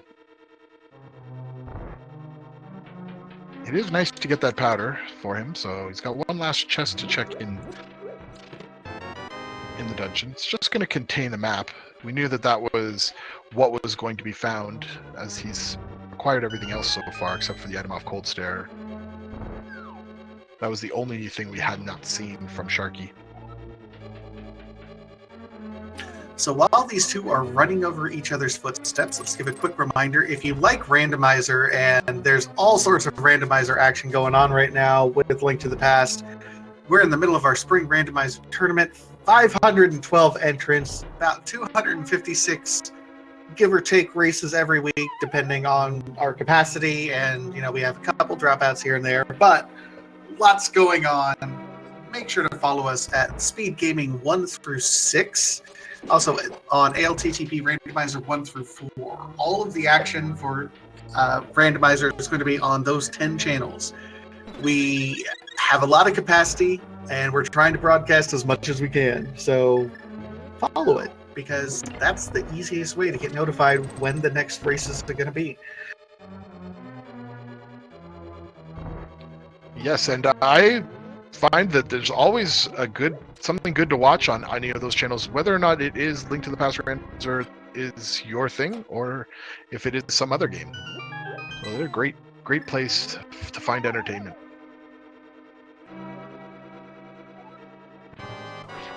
So Android's about to start the Cold Stare fight, activates Bombos to break him out of the ice. Neither of our runners have half magic yet, so there's the possibility that they'll find that. But the Tempered Sword is going to be a significant difference between both of our runners' experiences with this fight. Yeah, it's night and day difference here. Android's going to be able to kill these puffs quite a bit faster. Yeah, already 2 down, and the third one will take almost no time. Also with the red mail, produces damage there. Yeah, it's just a great feeling. So there's his Cold Stare done. That leaves just Misery Mire and Swamp Palace for Android to take care of. At this point, I feel like he might head into Misery Mire, now that I think about it, or at least take a look before checking Overworld. He may feel that the flippers could be in there, and that seems like a logical path to make.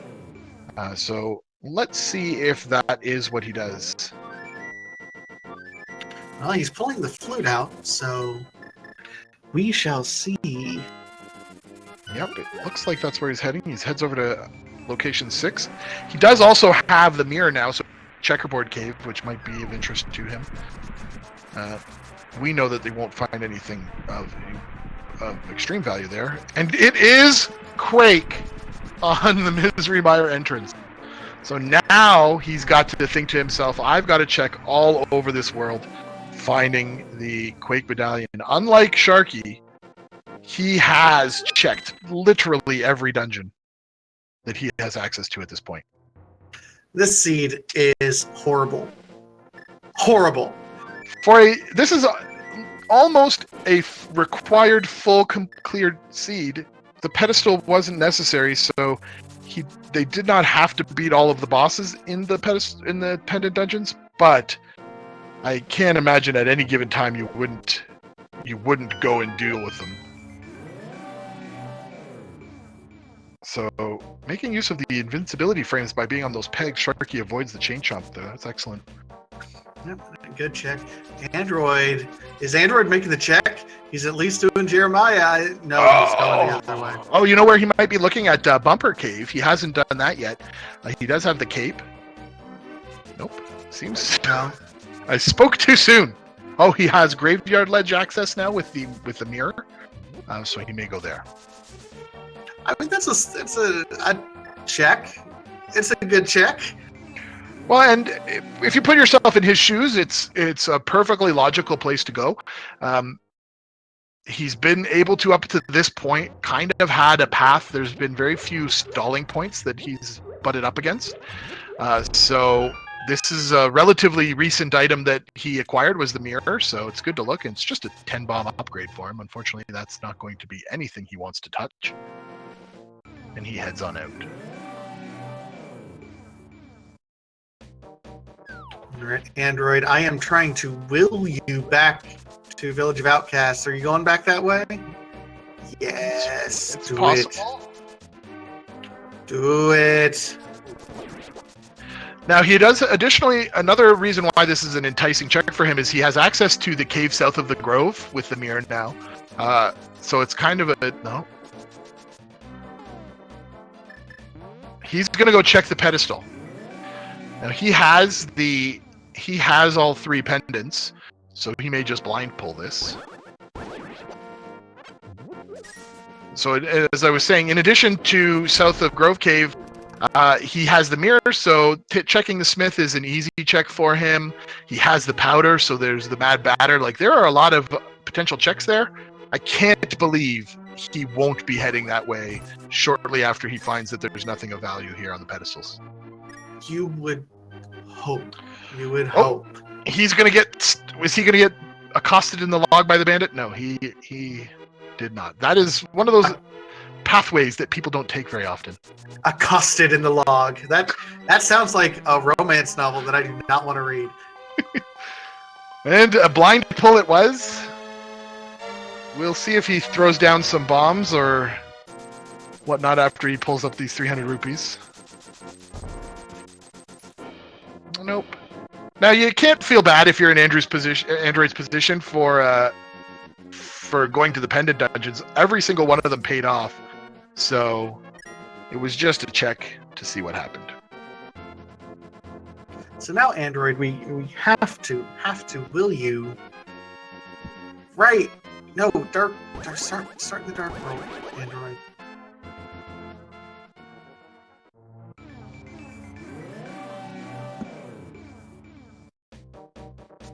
All right. Okay. He makes use of his mirror there, yes.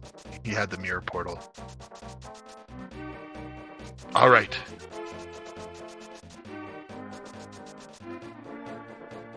Here we go. Yeah, is he?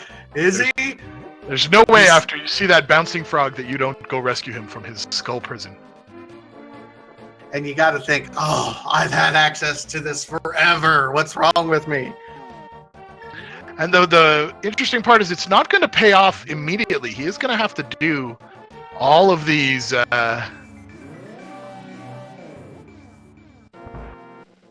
He's going to have to do all the checks because it is the lunchbox that's going to net him the reward, and that's typically your last thing that you do.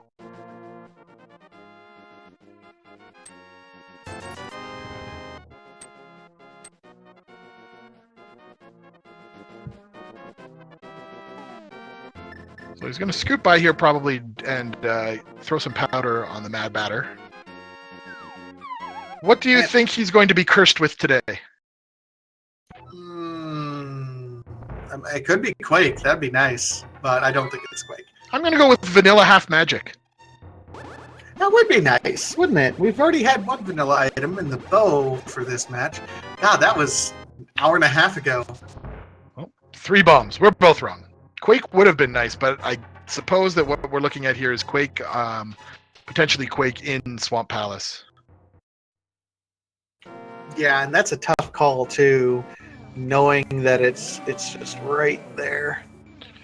Well, and it's the last thing you want. Finding Quake before would be really nice. If he gets it here in the cave south of the Grove, that would be awesome because it would allow him to completely go mode Swamp, which is about a 6 or 7 minute time save. Yeah, it's go-moding Swamp is absolutely what you want to do. The same with go-moding Ice Palace, if you can do it. Uh, Ice Palace really didn't have a whole lot for our runners. Sharky is unfortunately going to have the most difficult Trinex fight you can possibly imagine. Fighter Sword, Hammer, Menu Strats, no half magic. Now, he does have the saving grace of knowing that he doesn't need the pedestal. He did go and check it. So if he keeps count of items, I'm not sure if I remember what Trinex had on him. I believe it was just the compass, so you're absolutely right. If he does that, he'll know. So I'm guessing that Android took a look in the grove there. I didn't see exactly what he grabbed, but it must not have been the Quake medallion. It was 100 rupees, so it was absolutely not a Quake medallion. Meanwhile, Android about to be incredibly happy and or frustrated. Again, taking it out on poor Gary. Man, why does everyone hate Gary? What did Gary ever do for you except open a box and give you a magic mirror? Or not a magic mirror, in this case, flippers, a pair of flippers. Sorry, Sharky just picking up the mirror got me a little confuzzled. So he is going to go over here to check the Bombo's tablet before routing over, I assume, into Swamp Palace. Oh no! Now he's not routing Swamp Palace. Well, you never know. I mean, it's a one-off. It's possible. If he was going to go to the dig game, I wonder if he would have just fluted back to his house. I think he's going to go to Swamp. Oh, and I will tell you this, as someone who recently lost by not doing the shovel game, do the shovel game so that you can try to go mode Swamp Palace. Believe me. Yes, the difference is just so tremendous. Now, fortunately for Android in this case, Sharky takes a death here in Turtle Rock and is not in a situation where he is going to rival Android's progress through the game. Of course, all sorts of goodness can happen in Ganon's Tower, but we'll see when we get there.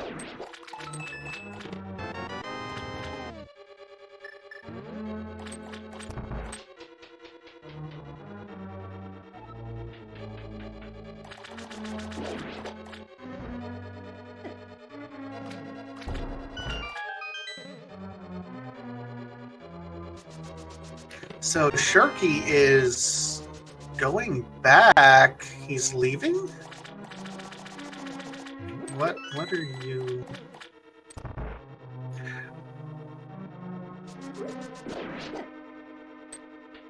I'm confused onto Sharky's play right now. Oh, Mimic Cave. He hasn't done Mimic Cave yet because he just got the mirror. Oh, yes. I was wondering what he was doing. Like, I thought perhaps he's heading for a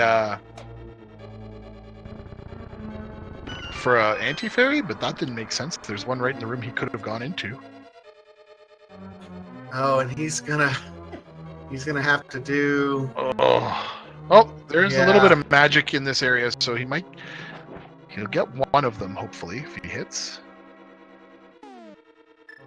And if you position them well, you could potentially get both. But that would have been a very difficult. And I can't help but think that when Sharky finally finds sword upgrades, he is going to be feeling that kind of a negative kind of emotion, let's just say. Meanwhile, Android picks up the fighter shield now. It's gonna gamble on the left side being not important of Swamp. That's, I think, a fair gamble at this point. If you find what you need, you only need the one item. There's more chests this way than there are that way on the left, and the left side is a couple of minutes, even with the boots, of extra time for 2 checks. Yeah, it's a reasonable check here. I still had the source pulled up. annoyed, bitter, enraged, exasperated, furious, heated, impassioned, indignant. We'll go with indignant.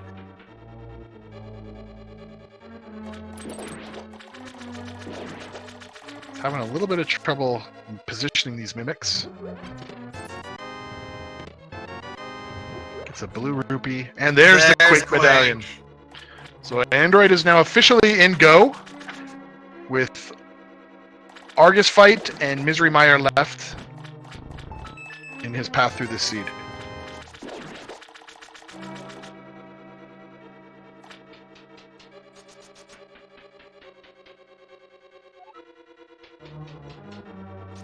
I was kind of hoping it was going to be in Mimic Cave because that would be hilarious.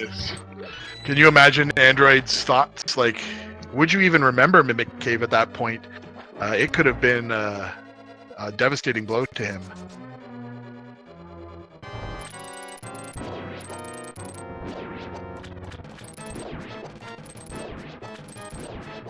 So the Argus fight with Tempered Sword and Silver Arrows is really not too bad, especially with Red Mail.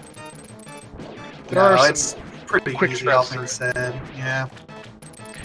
Now, Sharky, if he manages to get there with what his current item loadout is, which it looks like he's about to start, he will have a significantly different experience with Fighter Sword on those puffs. He'll probably be switching to the hammer in order to make that not take 5 years, I suppose.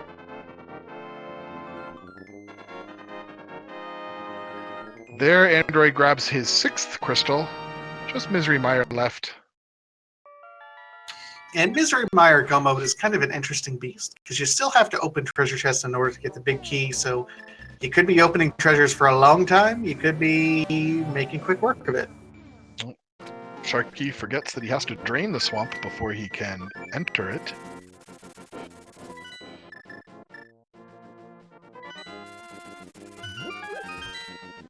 Now, I must say, when we get to the end of this seed, the item checked count is going to be very high for both of these runners. Yeah, I mean, we're looking at Android at this point in time. Sharky certainly checked fewer items at this point in time. We're talking like in the 180s or higher, depending on how Turtle Rock or Ganon's Tower ends up playing out. Yes, if the GT Big Key is very late, we could easily see getting close to 200 checks, which is very rare, even in Randomizer. Yeah, 200 checks is effectively unheard of. I don't know if I've ever seen it. I think the highest I've seen is a 190, which was the worst seed ever. Even Plandos barely get over 200. Yeah, and on top of this wasn't a pedestal seed, nor was it an aggro required seed. So seeds of that, like checks of that high magnitude, rarely happen unless those conditions are met. So what's your thought process if you're these two runners right now? You are at 2 hours and 8 minutes. You don't see another runner having completed yet. How nervous are you? I think that you're at this point, you gotta feel a stress. I think if I were Android, I'd feel fairly decent because you know that every single time-consuming gamble that he's made was required. So he's got to feel that he's made mostly the right calls. Meanwhile, Sharky, I think just the lack of weapon and some of the back and forth, although he's not significantly far behind. In fact, they're really hot on each other's heels. It's just it has to feel a little bit more in a panic mode because he knows that the lack of Master Sword is going to be weighing heavily on his mind there. Let's see if he chooses to also forego the left side of the swamp after he makes this check and he's going to get a shield back in a few moments. Now, I believe even though he lost his fighter shield, this shield upgrade is still going to give him the fire shield. But this is the first time I've seen that happen. There it is. Yeah, that's the first time I've seen that happen too.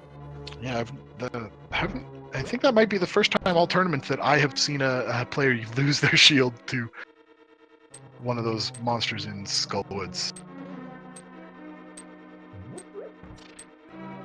Meanwhile, Android's working his way through here to Vitreous. Yeah, he was able to kind of take a relatively quick mode through there. He got the big key fairly early on. Only picked up one extra item from the first chest, which was the map. So he doesn't have to go activate that push button, which you normally would in that little kind of mini maze room, since he had not yet pushed the blue pegs down.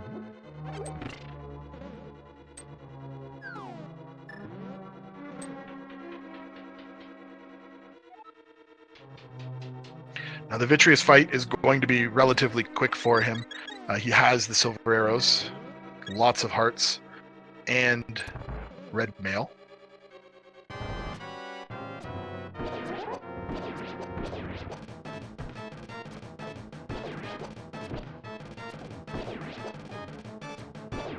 Wow, look at that! I've One of never those seen eyes, that. It's as if they split the damage. That is crazy. I don't know if I've ever seen that before. That's amazing. Normally, a silver arrow in one shot will take out those little mini eyes, and it's 2 shots for the main Vitreous eye. So it's that arrow to get stuck there, it's as if it took no damage. That is a little bug that I've never experienced.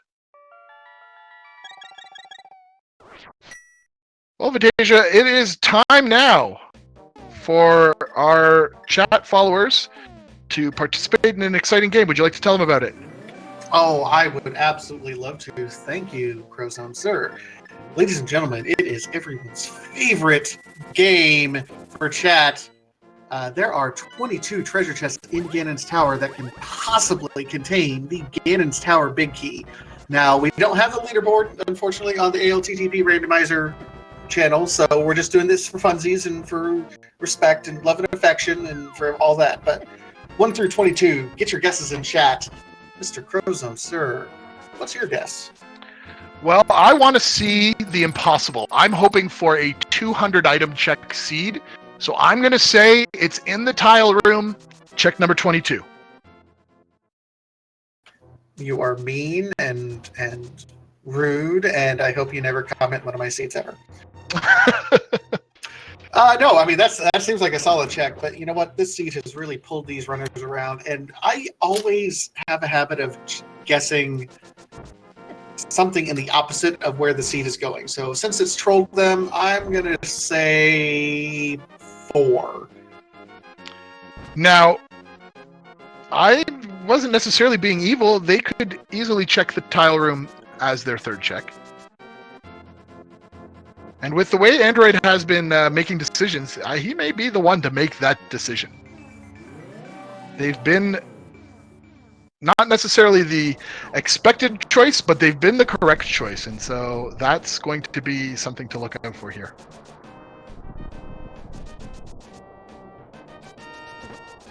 So get your checks, get your numbers in, ladies and gentlemen. We generally, by gentleman's agreement, stop counting as soon as one of the runners enters Ganon's Tower.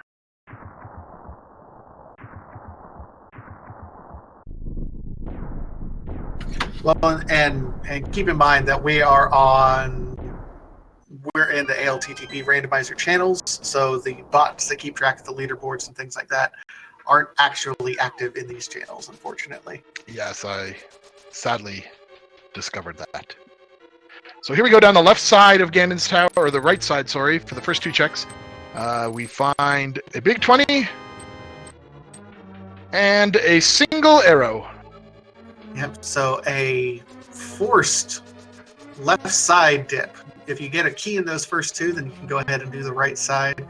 Unfortunately, if that was the plan, that's not going to happen. Meanwhile, key on Bob's torch.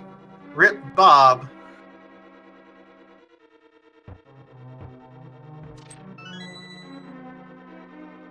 That hammer, that skull was resisting the hammer blows. I mean, that seems about right for this seed. I'd just like to point out the significant differences in our runners' item panels. Unfortunately for Sharky, he has not yet hit the Palace of Darkness and does not have the flute. Nor does he have the silver arrows that were available there. So it's going to be a little bit of a hair pull for him that he has to head that way. I mean, the real rough thing, I think, is that Sharky has spent a lot of time on bosses and had to go back again and again and again. So the combination of not only avoiding the pendant dungeons, but also having to try multiple times on some bosses because of his fighter sword, he hasn't been able to do much damage to anything. He's been in absolutely a rough spot this entire race. I don't think he's having fun anymore, honestly. Yeah, it is not the game is so much fun to play, but when something like this happens, it almost becomes tedious. You're just like, look at the fight that he's currently in, where he has to use hammer strats to take care of the Argus puffs. Just like more and more activity like this is going to feel just uncomfortable, I think, as you play. And the worst part is he doesn't have silvers. He still has a fighter sword. The difference between Android's Vitreous fight and if Sharky heads over to, I guess he can't head over to Mystery Mire yet because he doesn't have the flute. Okay. He'll need the flute. Yeah, we'll have to talk to him when we get a chance with him, if we have an opportunity to speak with him. Gonna definitely want to ask him about that sick kid omission. So the rando room provides the butter sword. Still no Ganon's Tower big key.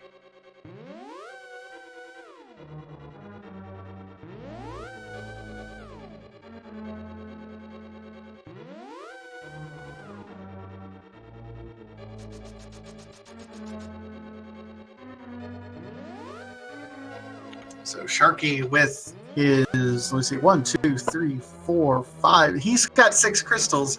He's still looking for that flute. Oh, Sharky. Yeah, and now he's got to make he has done Turtle Rock up to the end. He has done Thieves Town up to the end. So really the only place for him left to check is Palace of Darkness, I believe. So I'm expecting that he'll want to head there. Meanwhile, Android's going to head down into the Armos Knights 2 fight. It's going to be make quick work of them, just like he did the first time. Only this time he has the silver arrows.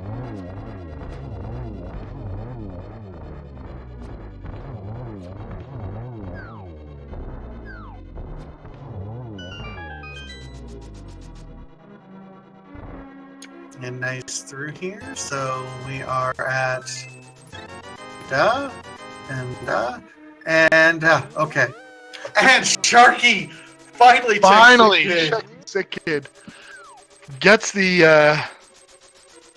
Master Sword, and he's got to know at this point he could have had that a long time ago.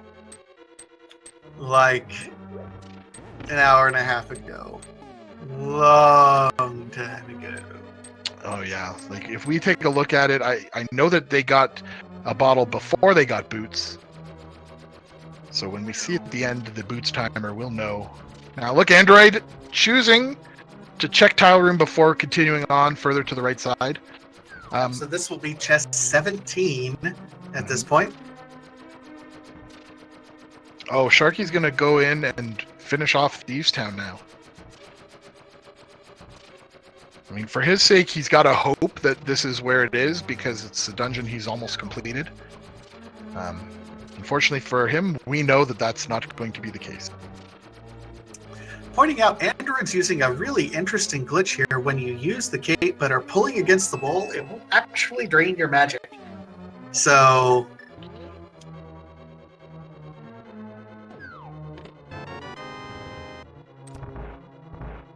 not in chest 17. Okay. Well, my dream for 22 is alive still because of his unique routing path.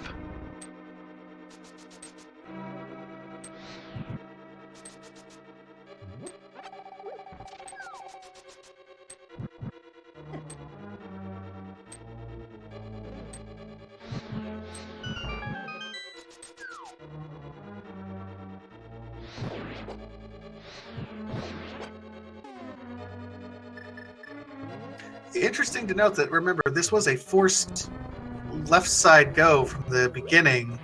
So this entire check is, I mean, it really forced him to do a high count here.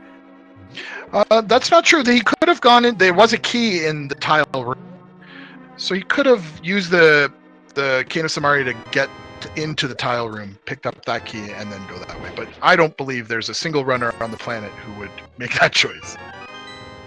Look at this. Oh my God! It's 22. 22. So he's going to mirror out the dream for a high 90s, perhaps 190 to perhaps even a 200. Is alive. I don't think we'll be in the 200s yet, but we are pretty close. It all depends on how many treasure chests he pulls up. Oh my gosh. Burn the witch, everyone. I can't believe I cursed him with that. Typically, as you know, the caster curse, usually whatever we say doesn't happen. So I was technically trying to help. Yeah, keep telling yourself that.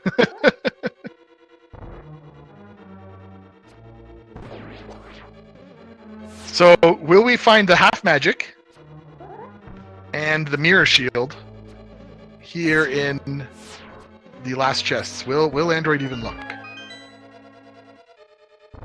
I honestly do not know. I mean, he's gotten so many checks. I know he completely just blew off Cane of Burna, which I'm slightly upset about. Yeah, I'm trying to think of what places we haven't seen. Oh, look at that. He's going to take his time to set those spikes, get them trapped out of the way. I have not yet checked. I haven't really been keeping mental count, but there aren't very many mirror checks that Android hasn't made yet either. He did check Graveyard Ledge, and I believe he checked the cave south of Grove. So there aren't too many mirror required places. He checked the tablets.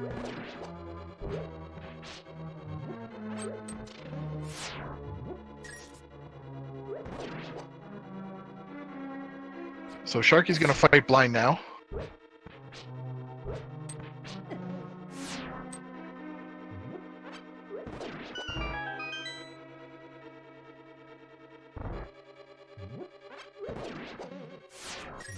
So this is the second pendant dungeon that he's been in, and unfortunately, it's the third one that has the one item he's looking for.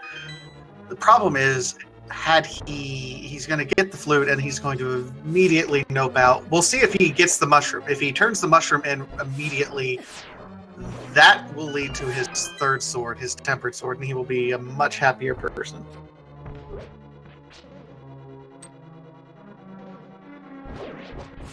Yeah, and you might, he doesn't have the flute, so it's not an easy check to make right now.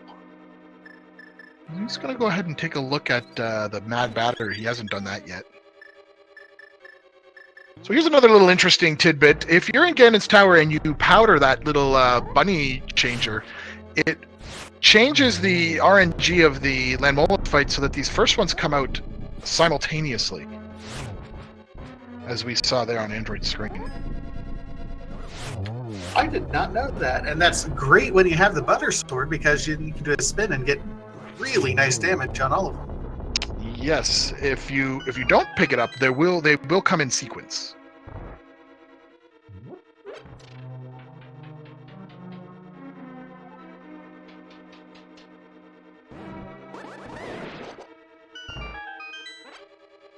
Gets the 3 whiz robes there and 1 shot of the king. Now this one is one I sometimes still to this day have trouble getting the full 1 cycle. Very hard to get up there and get this last whiz robe.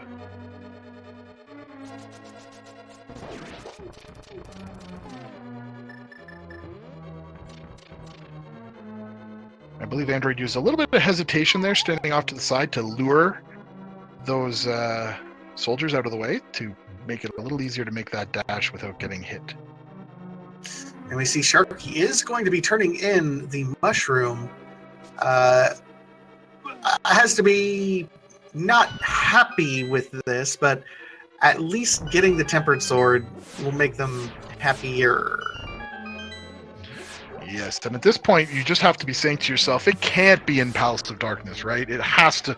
This seed can't want me to go through every single dungeon, and yet it does. It absolutely does. I mean, these runners are not necessarily top tier runners, but they're not bad runners by any stretch of the imagination. And they're at 225 in G Tower. This might be a 230, 235 seed. This seed really has pulled these guys around all over the place. Yeah, and it is what essentially has amounted to a full clear. In this time, in a 2 hour and 30-minute full clear is a very respectable time.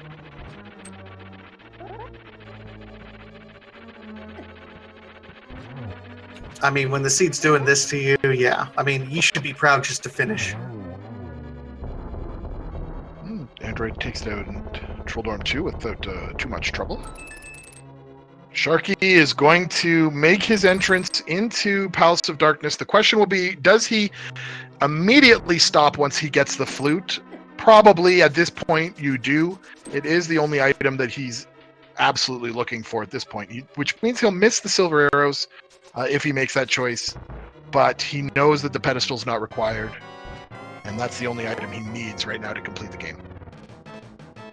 You know, I'm really trying to figure out why Sharky avoided Palace of Darkness for so long. This is going to be a 226 Kiki Monkey. This is the latest Kiki Monkey I've ever seen.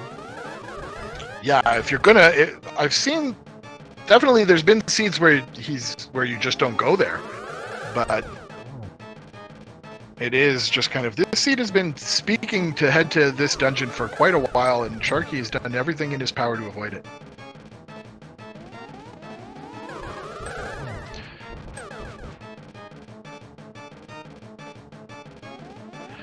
So if we recall, Palace of Darkness was logically available very early on. Oh, absolutely. Android gets the kill. Now, I believe he has some potions in his pocket still. He's had them for a little while. He's got many hearts, red mail, tempered sword, and 42 silver arrows. So he's ready for this fight, at least as ready as he's ever going to be. Meanwhile, Sharky gets the flute. Will have to save and quit in order to go over and activate it. Meanwhile, Android is about to fight the Mr. Blue Bacon himself.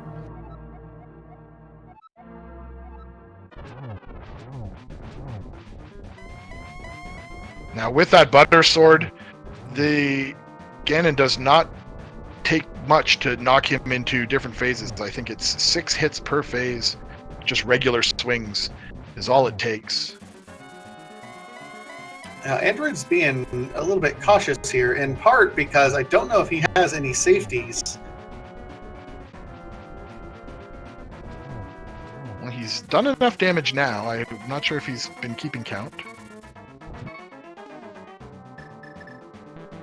Oof, missing that hit there. He does have a couple of blue pots. Okay, that's good. Meanwhile, Sharky is activating his flute, is getting ready to go down to Misery Mire for his 7th and final crystal as well.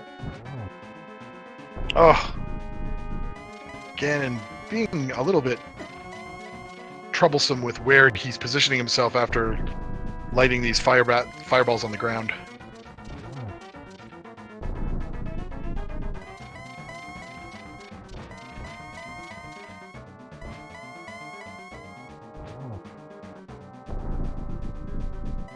All right, so will he get the torch glitch? He's got the lantern in place, ready to go. The fire bat is not in the way. There it is.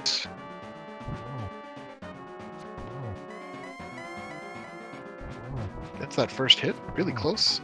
Set up for a nice double here. Changes his mind on it.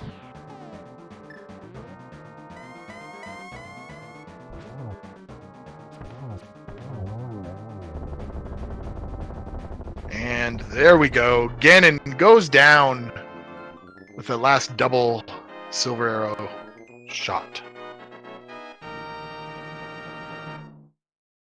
That's GG to Android412. And he enters and finishes with an official speed racing TV time of 2:30:17. GG Android412. And OMG is right. What a seed.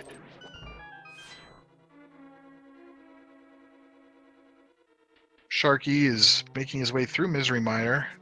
Fortunately, we know that it's not a particularly circuitous route that he'll have to take.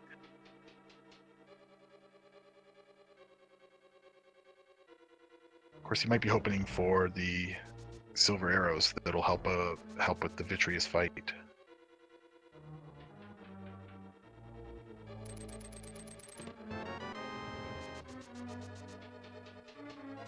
So we'll just take a moment now to see if Android will join us for a post-seed interview. Meanwhile, Sharky now gonna pick up this key here under the skull, check this treasure chest. Oh, the iframes are just trolling him again. Not able to step on the button. Gets the big key and exits north out to enter the back half of Misery Miner. Now, fortunately, he has the powder, so he's going to turn this anti-fairy into a real fairy to replenish his hearts.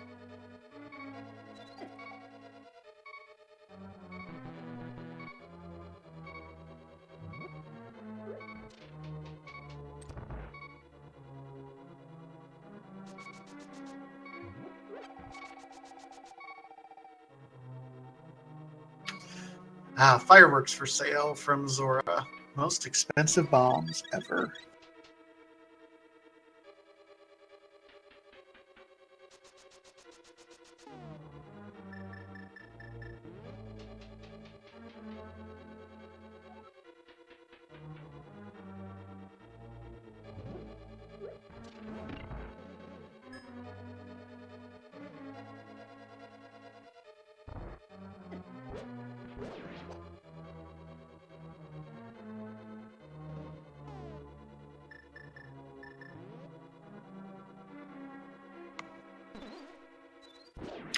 So Android actually does not have a mic. He will be joining us in chat. GG Android. Yes.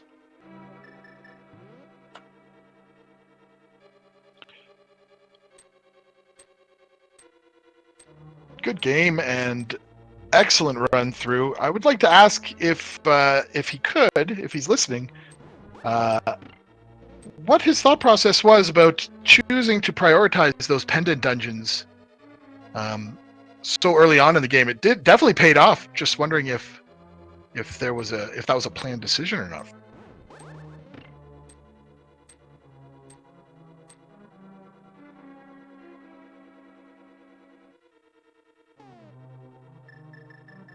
All right. Meanwhile, Sharky is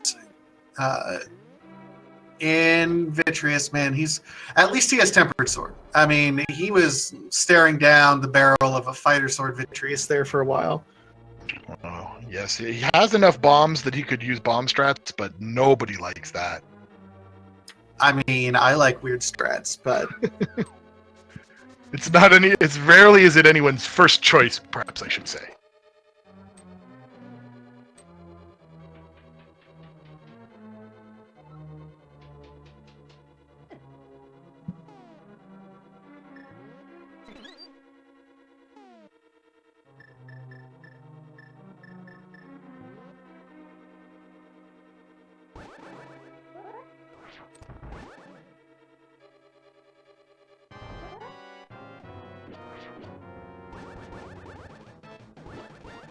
yeah, this seed really pulled everyone around. I mean, let's think about it.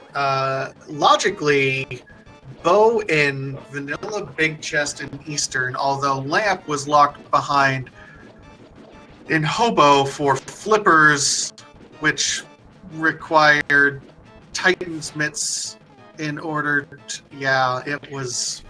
Not only that, you needed the book to get was the Desert Palace wasn't one of the 5/6s. Or was it? Yes, Desert Palace was not.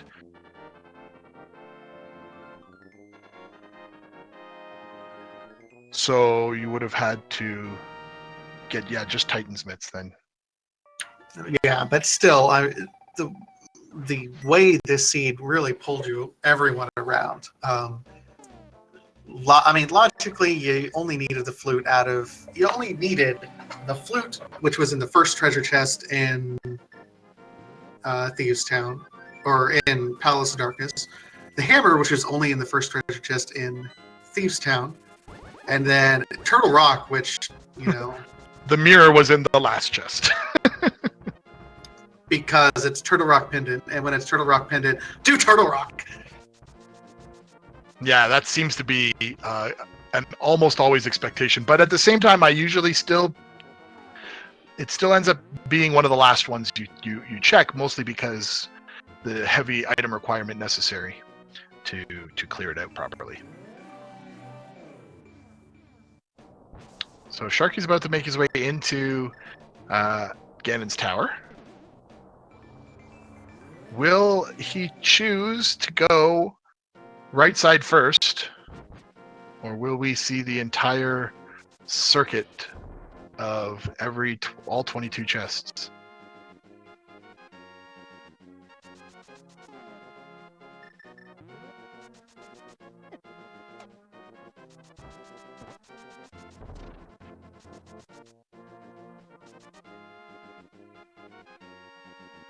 Fairies have not been Sharky's friend either, as you can see here. They have flown away from him on multiple occasions, that time when he lost his shield.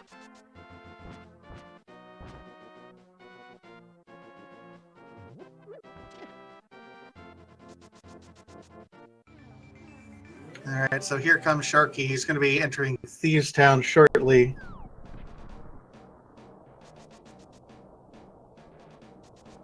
Yeah, his Ganon Tower entrance is coming up.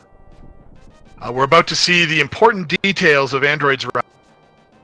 The first sword at 45 minutes. Pegasus boots just before that at 45 minutes. The flute, he found the flute at 37 minutes and the mirror at an hour 38. Sharky's is going to have some significant differences in his numbers there. But the one that I'm curious for is the number of items checked location.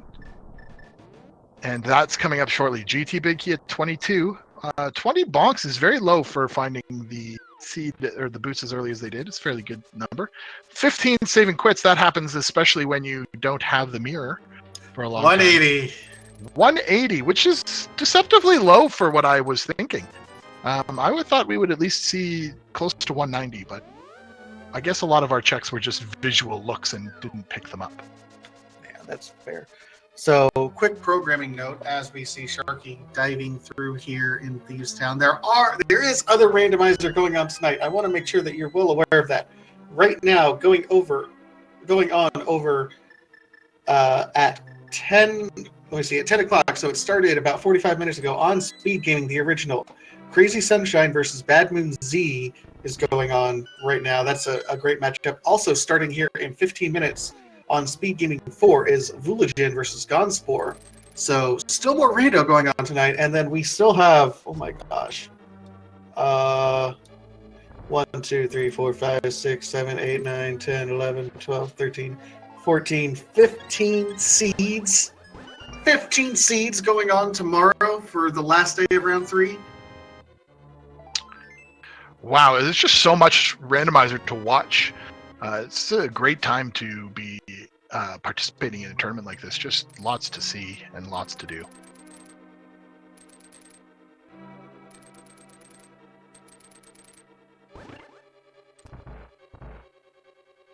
So this does mean that Sharky's likely going to get the Butter Sword, which is going to make a Silverless Ganon fight a little bit easier.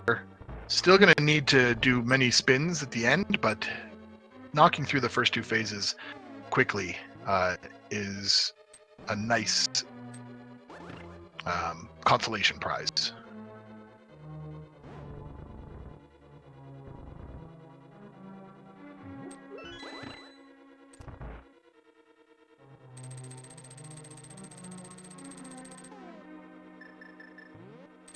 Well, I didn't know that when we started this, it would be a seed that went this long and this and took this many dips and double dips, but it was exciting nonetheless.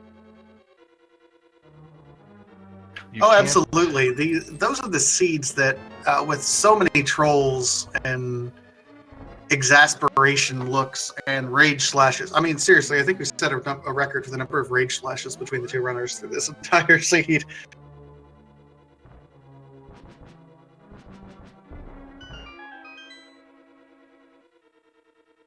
Yes, and I anticipate there will be some more when he gets that 22 chest. Well, to be Well, fair, it may not be Android, 22. yeah, he'll probably be 21 for him. 18 hearts. Yeah, a couple more rage slashes. Yes, the swords were really elusive for Sharky. It's insane how far he made it through this game on Fighter Sword, just because he forgot about checking Sick Kit, or maybe did not forget, but neglected to prioritize that as an important check. And it's always going to be something in every seed that you kind of put off. That's just the way it is.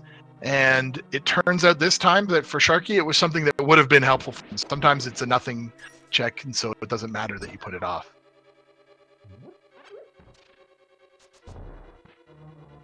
Yeah, Sharky taking wasn't able to use a bonk to get past that last teleporter, but used the iframes instead, which bumped him past without activating it. Which is absolutely fine. Yeah, that anti-fairy there giving him a lot of trouble.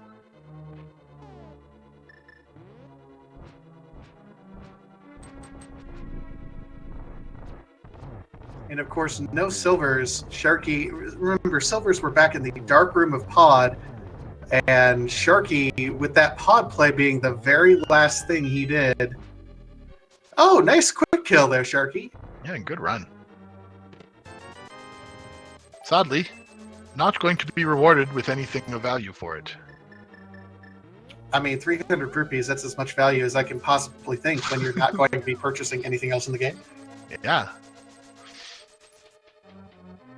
And it should be noted, for what amounted to be a full clear, a 2 hours and 30 minute seat for Android is really quite an accomplishment. Oh no, Sharky! Forgetting that he hadn't switched to the Cane of Samaria, mirrors out of that area and has to head back down those stairs once again. Oops.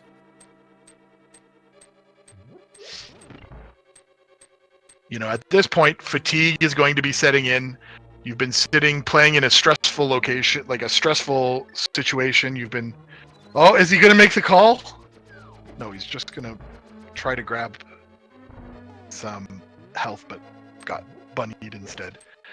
As I was saying, like, sitting, playing a game like this, your hands get, you know, a little slippery, and the stress definitely gets to you because of the race condition.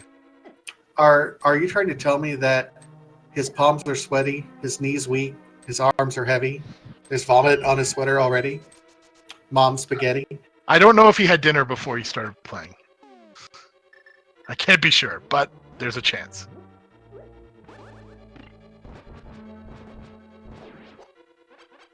With Butter Sword, he can just kill those Gyptos in a couple of swings. So yeah, they chooses to get them out of the way because they're annoying otherwise. Yeah, they're horribly annoying. All right, so for him, will it be... Will he check it next? Oh no. Oh no. I'm seeing... Okay, he did pick up one of the keys. I was worried he would not pick up the key. Okay, he's going to get this other key as well as he goes up. Yeah. So he won't have to check the Helmsars for a key.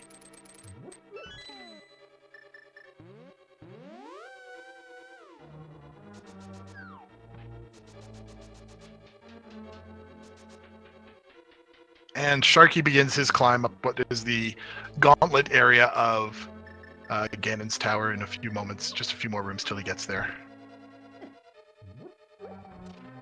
And we will have seen pretty much everything from this seed. We saw a pedestal check. We saw a blind pedestal pull. But the We're only gonna thing we see. didn't see was Aga 1.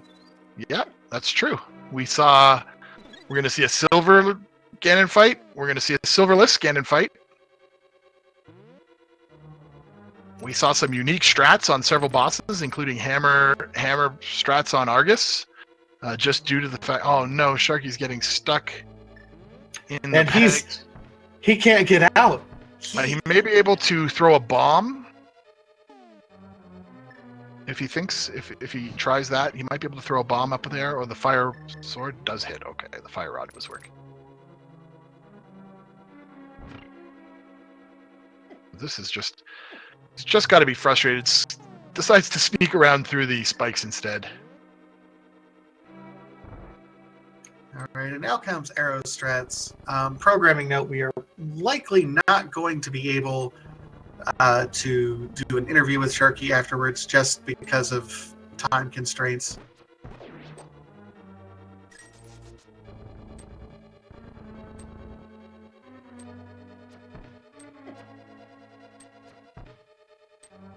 Oh, these mimics just not cooperating with him.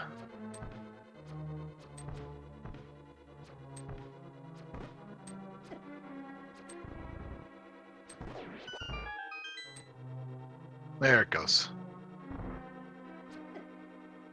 And I think anybody who's played A Link to the Past Randomizer, or just A Link to the Past as well, can experience this same feeling where you know what you need to do, and for whatever reason you're just not able to get there. Something you've done 100 times, just not working out for you this one time.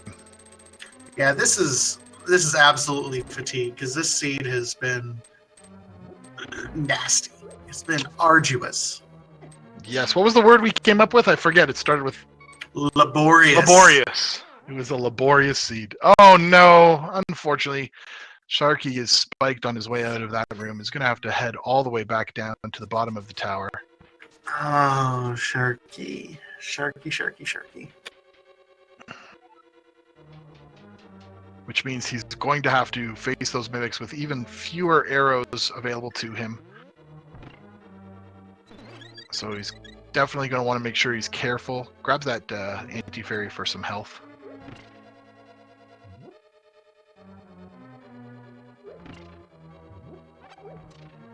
There he goes. That makes it through the spike room a lot better, but he has to go push that block still.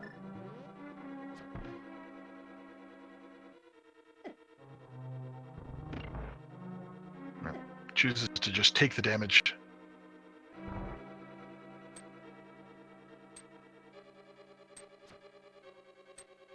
Well, there he's got the good. He's able to line the mimics up this time, which is going to make it significantly easier.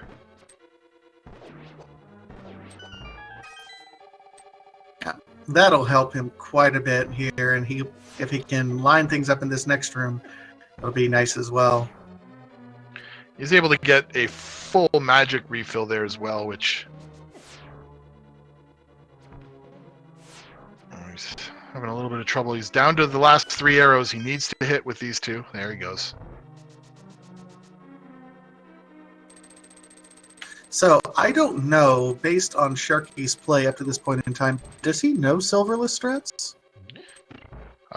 Your guess is as good as mine at this point. He clearly must feel like he does, because he's skipped a couple of chests. He didn't go pulling... Ooh, he got stuck in a real nasty situation there. But he skipped the tile room, so he's not in any rush to find the silvers, it seems. So he must feel like he's confident, or at least understands the principles behind that strategy. Ooh, these bullets are just not... They've got themselves locked in a pattern that is just awkward. I think you might go ahead and choose to cape through this area. Yep, and if he wants, he can bonk across here to a fairy room. Yeah, get this fairy. I mean, time is no longer a factor at this point in time. Get your safeties. This is more about pride than anything. Yes, at this point, like, he's probably aware that his opponent has finished the race and just wants to accomplish the seed. Like, this has been, like we said, a laborious seed, and so You want to be somebody who can say, I finished it, I got it done, despite the fact that it tried its hardest to make me quit. He's going to use Bombos to get through this part of the gauntlet, which is really actually an effective move. It kills all of these things. Quake is another one that works very well.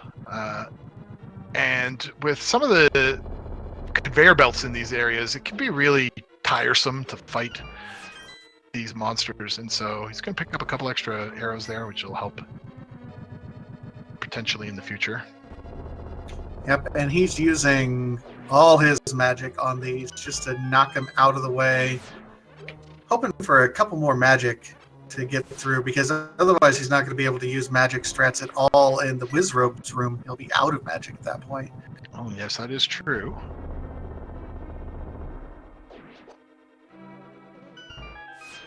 It is a shortcut, but without the half magic, there's always that risk.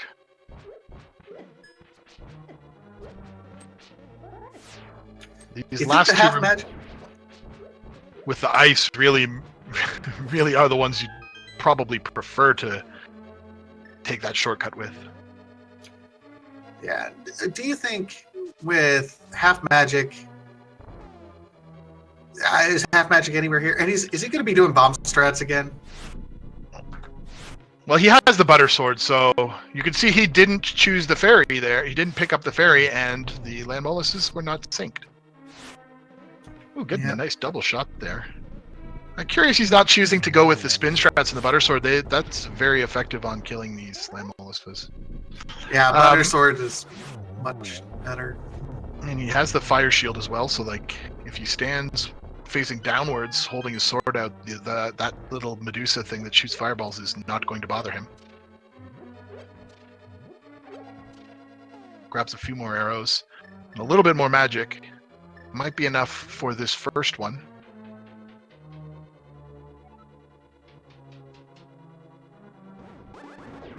Now the mini Helmisars could very easily have the half magic, which would give him a magic refill, which he's going to want because he'll have to be lighting the torch in the Ganon fight.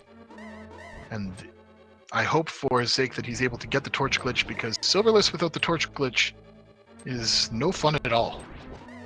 Well, at the very least, there's the full magic pot just before. Oh, that's true. Right in the in that last room where there's that last chest. Before the final chest, yes. Although he doesn't have anything for these torches. Oh, there is. There are. Oh no.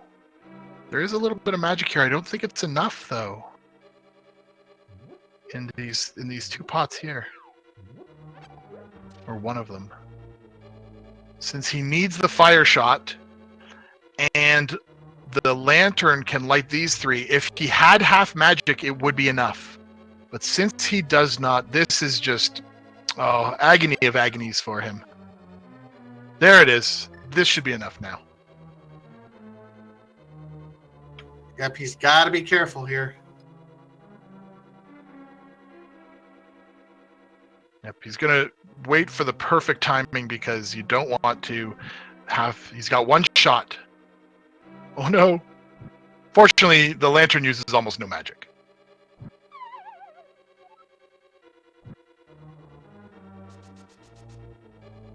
Oh. And he gets through, it looks like. Whew! Now he's able to pick up a full magic pot right here at this last skull.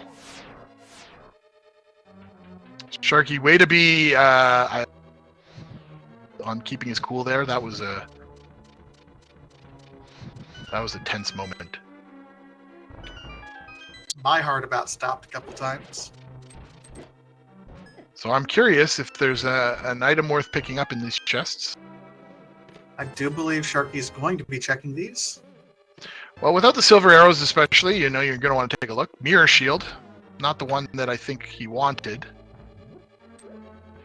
Literally after the last lasers in the game. That is absolutely true. And we don't know what's in this chest either, so it could be something.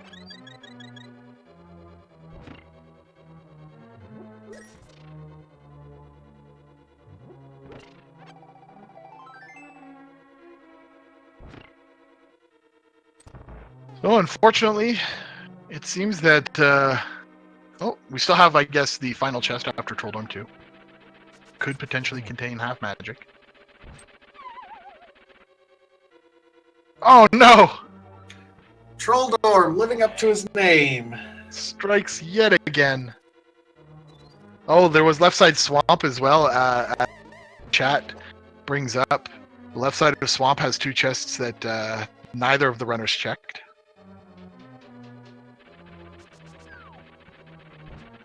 Or as well, there were some chests in Misery Mire. I don't think we saw both of the items out of Misery Mire. I don't think we saw either of the items out of Misery Mire. So.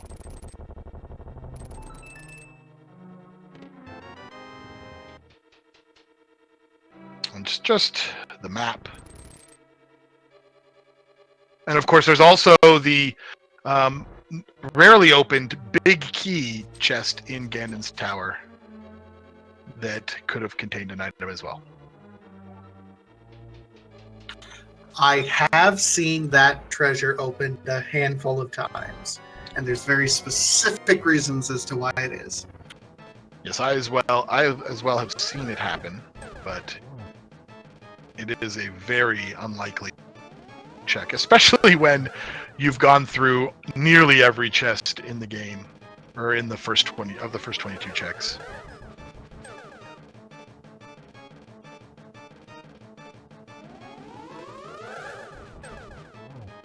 I believe I saw one earlier where it was, I think, the bow.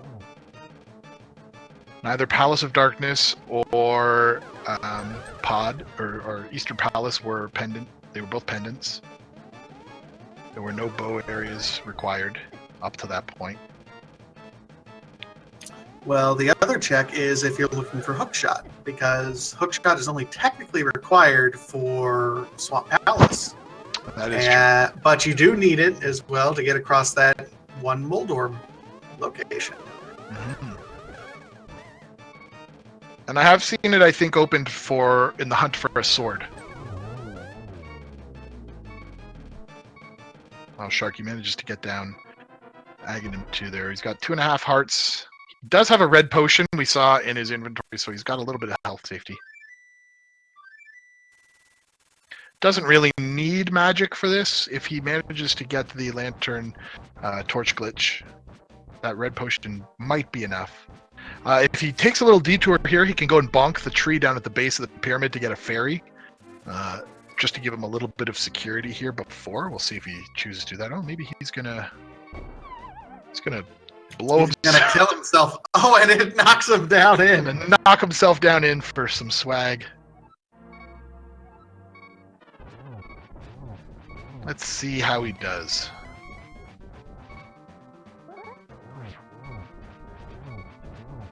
So that's going to put Ganon in phase 2. Oof! Got a little too close to the fire ring there. So it is worth noting, and I say this with a bit of pride. I'll say this. Sharky, according to his live split on his personal tracker, his personal best for completing a randomizer run is actually 3 hours and 51 minutes. Oh, wow. Congratulations to him, then, if that is the case. Yeah, so he is absolutely going to get a personal best out of this. And from a seed like this, to get a personal best is an accomplishment in and of itself.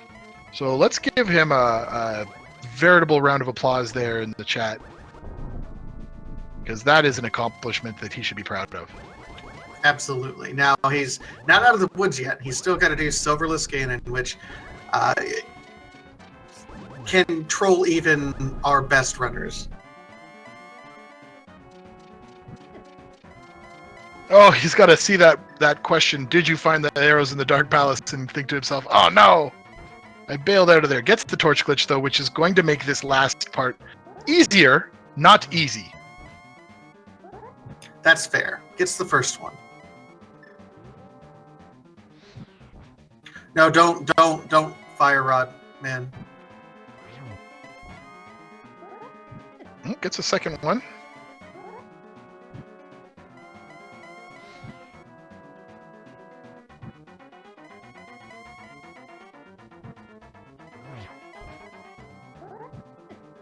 A third hit.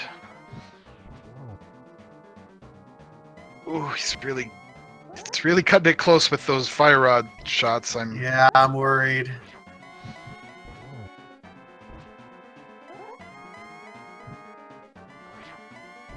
I wonder if he's aware that the spins with the butter sword don't get you still have to hit Ganon a specific number of times. It's not the damage here. If he's not too familiar with spin strats here, maybe he does not know that. Yeah, I don't think he knows that, and he's getting ready to run out of magic entirely. He might have to back out of here. Yep, and that's going to do it for him. He's going to have to fall down, flute over to the potion shop, grab himself a couple of blues.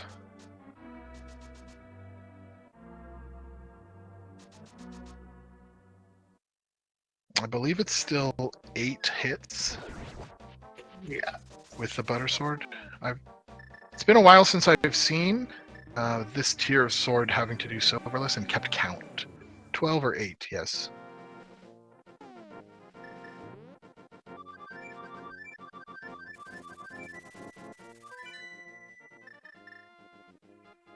So one of the nice things about all the money that Sharky, no. Went 1 too far. He's going to 2, not 3.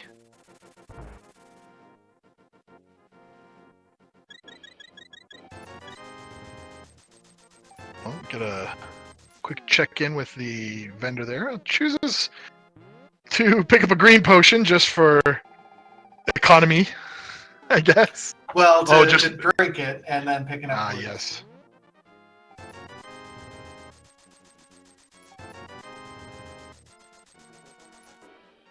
And yeah, stock up on as many blue potions as you can get.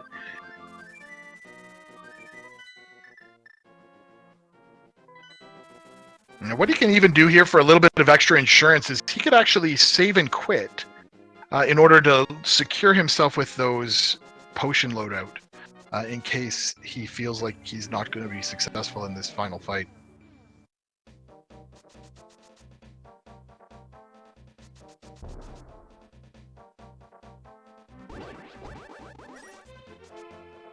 All right, and the instructions we're getting from the booth actually tells us that we're going to have to sign off. We are over our 3-hour limit, unfortunately, for broadcast, so we want to make sure we're following the rules consistently for everyone. So GG to Android412, GG to Sharky, who will be getting a PB on this particular run. Keep in mind the other races that are going on here. Let's see, it looks like Vulagin v. Gonspor is just getting ready to get started over on Speed Gaming 4. So yeah, go watch that one, or you can Crazy Sunshine versus Bad Moons on Speed Gaming 1. Otherwise, we're going to have to get on out of here, guys. And if you want to, you can also pop over to Sharky's stream to watch him finish. Maybe give him a GG when he does that in the event that you feel so inclined. Absolutely, and absolutely want to give credit to our wonderful team here. We have Carissa doing tracking for us, also Hanson doing the restream for us, and my wonderful co-commentator, Crozone. Thank you so much, man. Well, thank you very much. Yeah, if you want to, and Vitasia, you did a great job. I understand that this is not your first run of the day that you've had to commentate, so a 3-hour marathon to end it up for you is nothing to laugh at. I'm going to go drink some whiskey to ease my throat, and then we'll see if we can't do it all again tomorrow. Absolutely. All right. Well, you have yourself a good night, and hope to run into you again at some point during the tournament. Absolutely. And GG to everyone else. Good luck, and we'll see you at the next race. Good night, everyone.